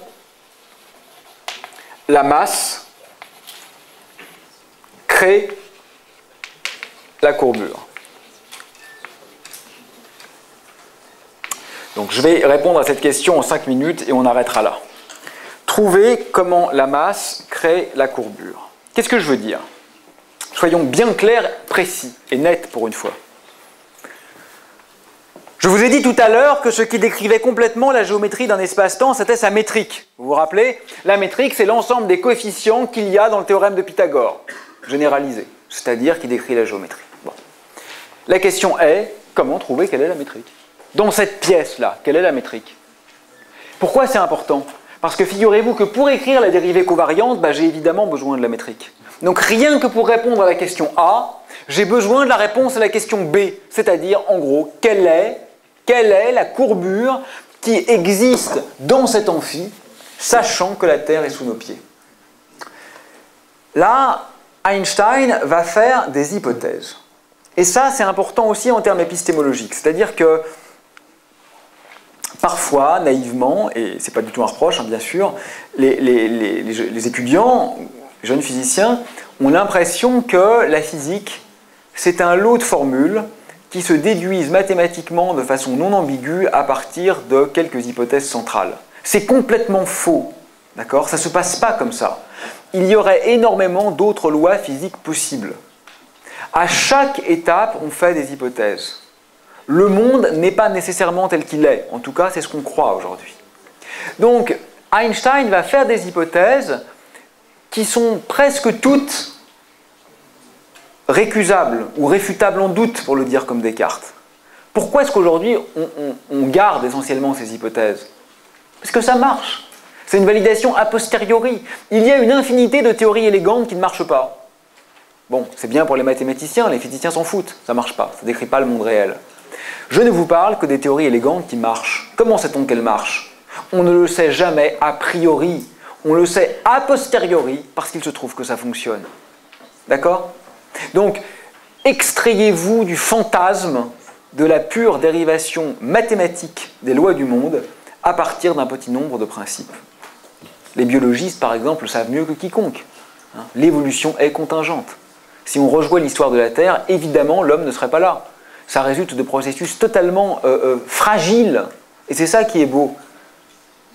Si quelque chose n'avait pas heurté la Terre il y a 60 millions d'années, nous ne serions pas là. Et la probabilité que ça arrive était quasiment nulle. Donc il y a quelque chose d'improbable dans nos existences. Bien. Revenons à des choses plus terre à terre.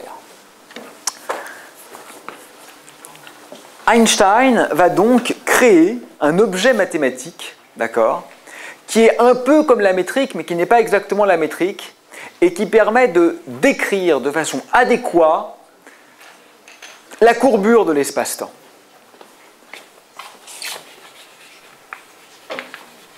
Description de la courbure avec un objet qu'on note G et qu'on appelle le tenseur d'Einstein. D'accord?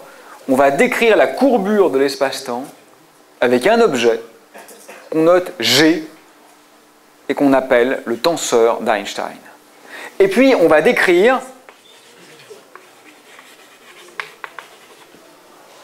le contenu de l'espace-temps, ce qu'il y a dedans, vous, moi, la Terre, avec un objet qu'on note T et qu'on appelle le tenseur énergie-impulsion. Donc on a deux objets mathématiques à définition, le tenseur d'Einstein qui décrit la courbure et le tenseur énergie-impulsion qui décrit le contenu. Peu importe à ce stade les définitions précises de ces objets. Vous ferez ça plus tard, ce n'est pas aujourd'hui ce qui m'importe. Ce que va faire Einstein, c'est supposer, c'est une hypothèse, que ces deux grandeurs mathématiques sont proportionnelles l'une à l'autre. J'ai plus de micro, hein. C'est pas grave, j'ai de la voix. Je vais faire à l'ancienne. Ce que va faire Einstein, c'est supposer que ces deux grandeurs mathématiques sont proportionnelles l'une à l'autre, avec une constante de proportionnalité qui va être fixée de façon que on retrouve les lois de Newton quand il n'y a pas trop de gravité. Parce que quand même, en champ faible, les lois de Newton, ça marche pas mal. Et cette contrainte suffit à trouver la solution. Et je vous écris maintenant les plus belles équations de toute la physique. G égale 8pi G sur C4 fois T. Ce sont les équations d'Einstein. Le G qui est là, écrit en courbe, c'est la constante de Newton. D'accord?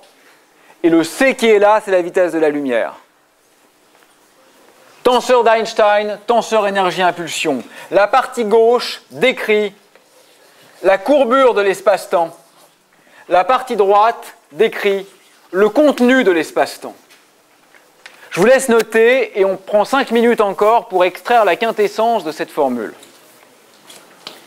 Grand G égale 8pi G sur C4 fois T. Le G qui est là n'est pas le même que celui-là, d'accord? Ça, c'est l'objet qui décrit la courbure. Ça, c'est juste la constante de Newton. D'accord? Bon, c'est la fin de l'heure. Enfin, c'est la fin de l'heure et demie. On est tous crevés, mais quand même, je vous demande 5 minutes d'attention soutenue. Parce que ça, c'est la quintessence de ce que j'ai à vous dire. La quintessence. 5e essence, hein, étymologiquement. La substantifique moelle, si vous préférez. Soyons rabelaisiens. Bon, allez, soyons sérieux. Qu'est-ce que ça veut dire, s'il vous plaît? Ça veut dire que vous voyez maintenant apparaître un lien encore plus fort que celui de la semaine dernière. La semaine dernière, je vous disais, l'espace est lié au temps. Maintenant, c'est encore mieux. L'espace-temps, représenté ici par sa courbure, est lié au contenu. Là, je suis là. L'espace est légèrement courbé ici parce que je suis là. Ma présence influe sur l'espace. La Terre qui est sous nos pieds influe sur la courbure de l'espace-temps dans cette pièce. La Terre, c'est T, c'est le contenu. G, c'est quoi? C'est la courbure résultante ici autour de nous. Il y a un lien entre l'espace-temps et ce qui se trouve dans l'espace-temps. Et c'est maintenant que je vous dis le cœur du cœur de la relativité générale. Maintenant.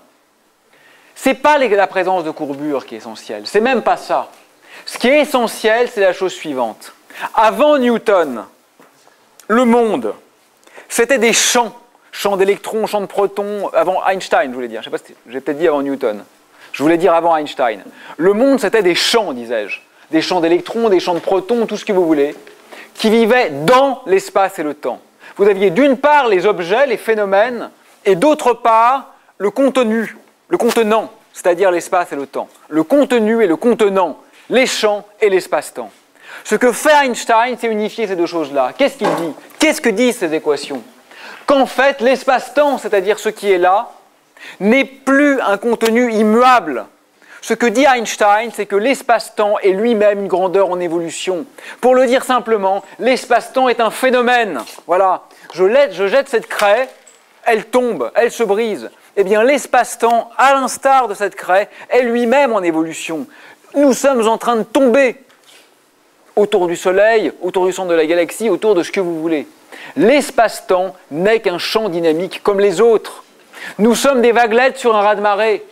Le raz-de-marée, c'est l'espace-temps, nous sommes les vaguelettes, mais il n'y a pas de différence fondamentale entre tout ça. C'est une unification radicale. Vous voyez, l'espace comme forme pure, a priori transcendantale de la sensibilité humaine, tel que les pensaient Newton et Kant, est radicalement déconstruit. L'espace-temps n'est rien d'autre que l'objet physique dynamique, solution de ces équations. D'un point de vue technique, c'est quoi ça? Ce n'est rien d'autre qu'un système d'équations différentielles qui permet de trouver la métrique. Mais ça serait dommage d'en rester au point de vue technique. Techniquement, ce n'est qu'un système d'équations différentielles non linéaires, donc cauchemardesques, mais qui en principe permettent de trouver la métrique, c'est-à-dire la géométrie. Mais c'est bien plus que ça, d'accord? C'est une unification conceptuelle entre le contenu et le contenant.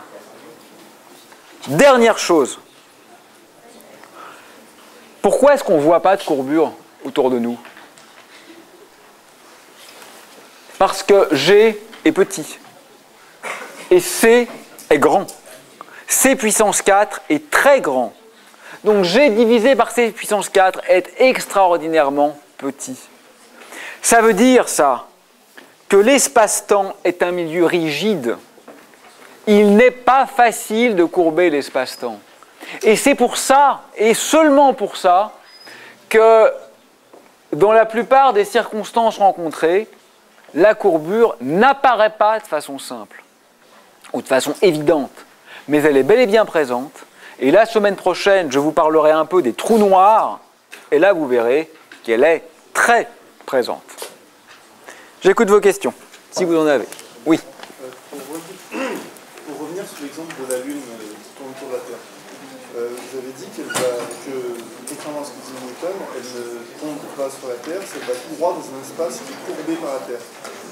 Mais vous avez dit aussi que S'il vous plaît, les questions sont intéressantes et importantes. Hein. Oui. L'espace est fondé selon la masse de la Terre. Et à ce qu'on sache, la masse de la Terre ne bouge pas ou pas tellement. Et pourtant, on sait aujourd'hui que la Lune s'éloigne de la Terre au fur et à mesure. C'est qu'il y a des choses que vous ne nous avez pas dites ou... Alors, il y a plusieurs choses dans ta question là que je reprends pour qu'on l'entende dans la vidéo. Tu dis que la distance Terre-Lune change et pourtant la Terre ne bouge pas. La courbure autour de la Terre n'est pas censée bouger. D'accord. Sa masse ne change pas, pourtant la courbure, le trajet de la Lune s'éloigne. Alors, donc effectivement, c'est très bien que tu l'aies repris, parce qu'effectivement, quand tu avais dit la Terre ne bouge pas, c'était un peu gênant, parce que la Terre, en réalité, bouge extrêmement vite par rapport au centre de la galaxie, etc. Ce que tu voulais dire, c'est que sa structure ne bouge pas, et ça, en revanche, je suis essentiellement d'accord. Non, en fait, si tu veux, le point est simplement qu'en effet, alors, c'est un peu plus subtil que ça, mais si vraiment, ni la source du champ, ni la particule test ne changeait,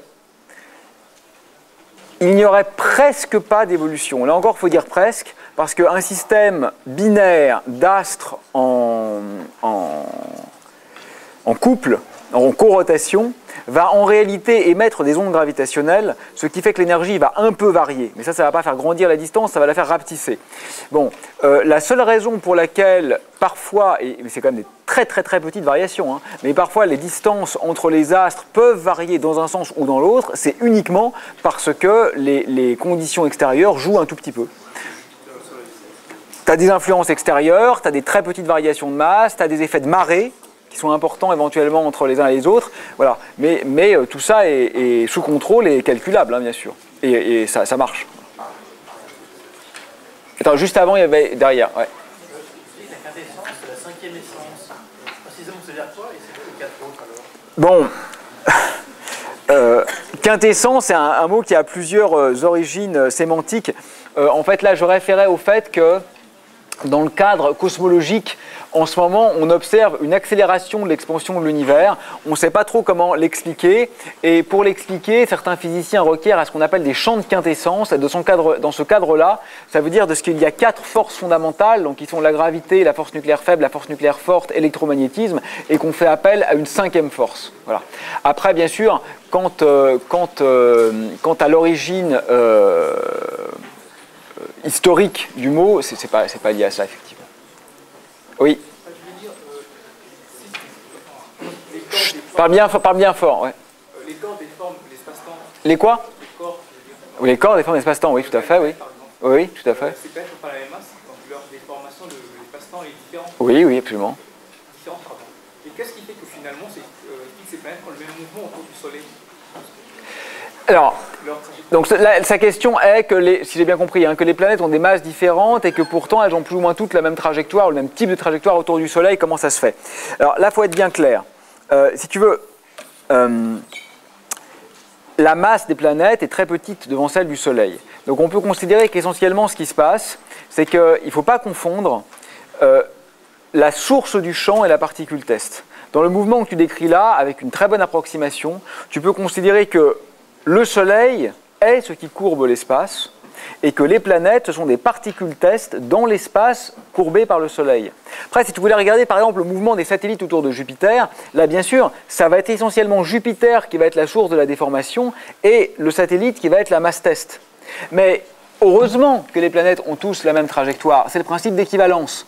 Les trajectoires ne dépendent pas de la masse. Ça serait quand même bien le comble qu'à la fin des fins, on retrouve que les trajectoires dépendent de la masse. Non, bien sûr, les planètes ont des masses différentes et elles ont les mêmes trajectoires, bien sûr, puisque c'est de la gravité. Mais le fait qu'elles aient des masses différentes veut dire qu'elles vont elles-mêmes engendrer une courbure différente. Mais ce n'est pas ça qu'elles ressentent. Elles, ce qu'elles ressentent, c'est la courbure engendrée par le Soleil. Oui. Alors, vous avez dit que la masse engendrait la courbure. En fait, il y a une question, les planètes décrivent des ellipses, et il y a un foyer, il va y avoir une grosse courbure au niveau d'un foyer, et ça va être le Soleil, mais qu'est-ce qui fait la grosse courbure, donc c'est-à-dire une grosse masse de l'autre côté.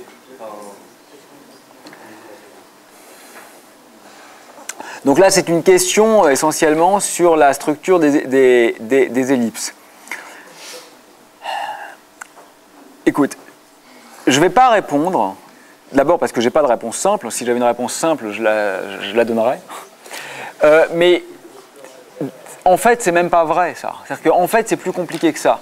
Il y a un phénomène, par exemple, qu'on a compris en relativité générale, qu'on appelle l'avance du périhélie de Mercure. D'ailleurs, je fais une parenthèse, je n'ai pas oublié ta question, hein, mais je fais une parenthèse intéressante. Parfois, il y a un désaccord entre les mesures et la théorie. Et dans le cas de la gravitation et du système solaire, c'est intéressant parce qu'on a eu deux réponses différentes.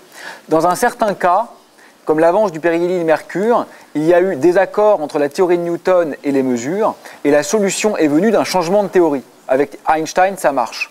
Et d'autres fois, en particulier avec Uranus, il y avait aussi un désaccord, mais la solution est venue non pas d'un changement de théorie, mais de l'introduction d'un corps supplémentaire. C'est-à-dire qu'en fait, en rajoutant une nouvelle planète au système solaire, on parvenait à rendre compte des mesures.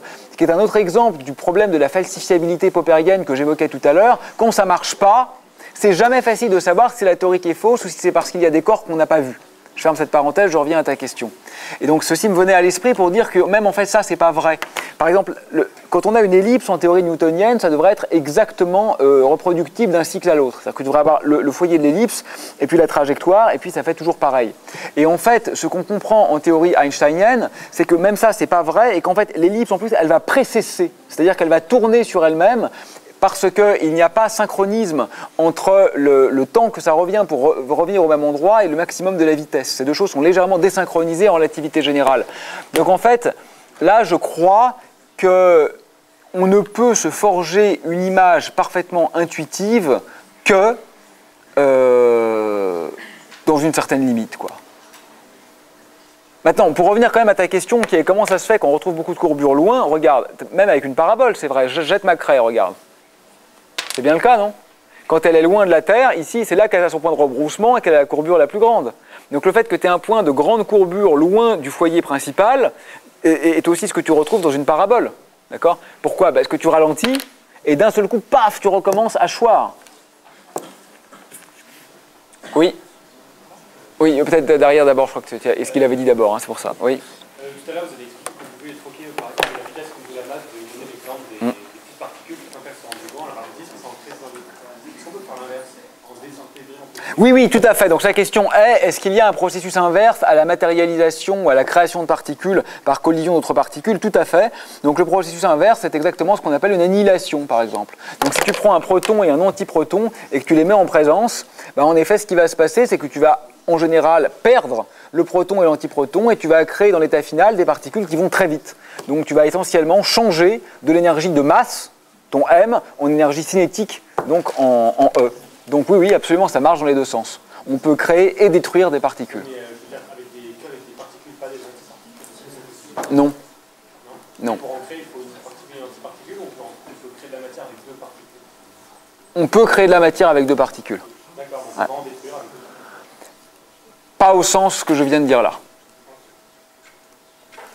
Oui, il y avait de quoi, je crois. Je voulais dire, si je comprends bien la réponse que vous m'avez donnée, c'est que si je suis en suicide, par exemple, je tombe, je ne me sentirai pas. Donc il dit, si je suis en chute libre et que je tombe, je ne me sentirai pas. Oui, c'est exactement ça.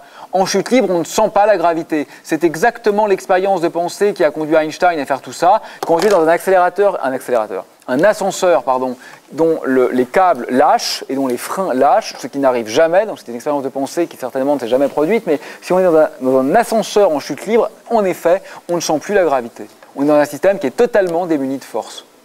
Ce stylo qui est en train de tomber en ce moment ne ressent aucune force pendant sa chute. Exactement.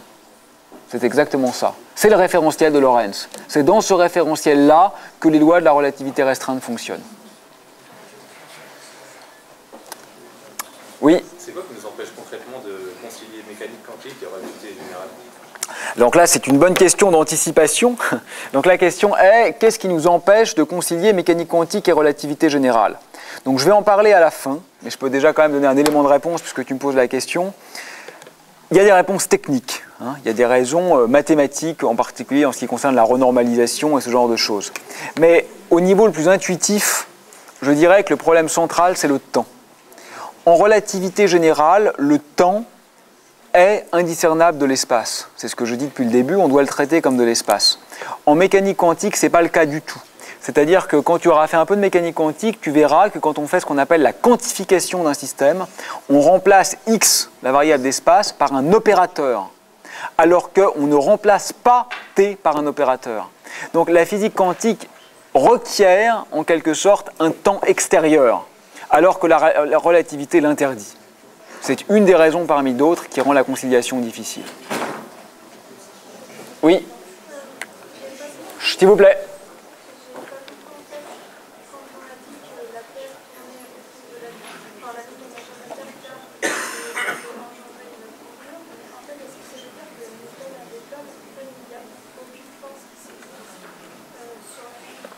Alors, est-ce que ça veut dire que Newton avait tort et qu'il n'y a aucune force qui s'exerce sur la Lune?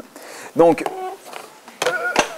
toujours pareil, hein, je commence par ma même rengaine épistémologique. Ce que j'énonce là n'est pas une vérité éternelle, d'accord? Mais si je regarde la meilleure théorie que nous avons à l'heure actuelle pour décrire la gravité, qui est la théorie d'Einstein, dans ce cadre-là et dans ces limites-là, la réponse est oui, Newton avait tort, il n'y a aucune force qui agit sur la Lune, d'accord? La Lune est simplement en train d'avancer librement, mais dans un espace qui est courbé par la Terre. Voilà.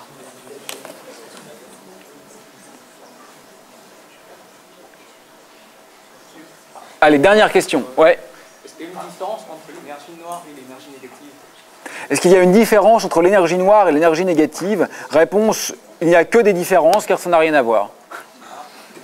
Non, j'en parlerai aussi un peu plus tard, donc je ne vais pas trop anticiper, mais peut-être pour que personne ne soit frustré. L'énergie noire, c'est le nom qu'on donne au fait que l'univers est en train d'accélérer, au moteur de cette accélération, et ce n'est pas du tout une énergie négative, elle est bel et bien positive et mesurable. Donc oui, c'est très différent. La fois dernière, tu m'as dit que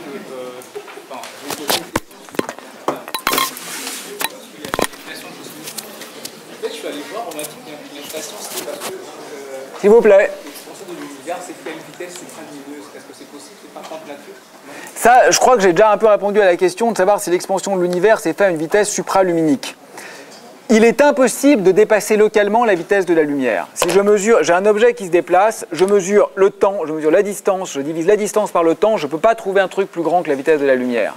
Enfin, si je prends deux points qui sont à 20 milliards d'années-lumière l'un de l'autre, je regarde de combien varie la distance et je divise par le temps, je peux trouver quelque chose de plus grand que la lumière, bien sûr.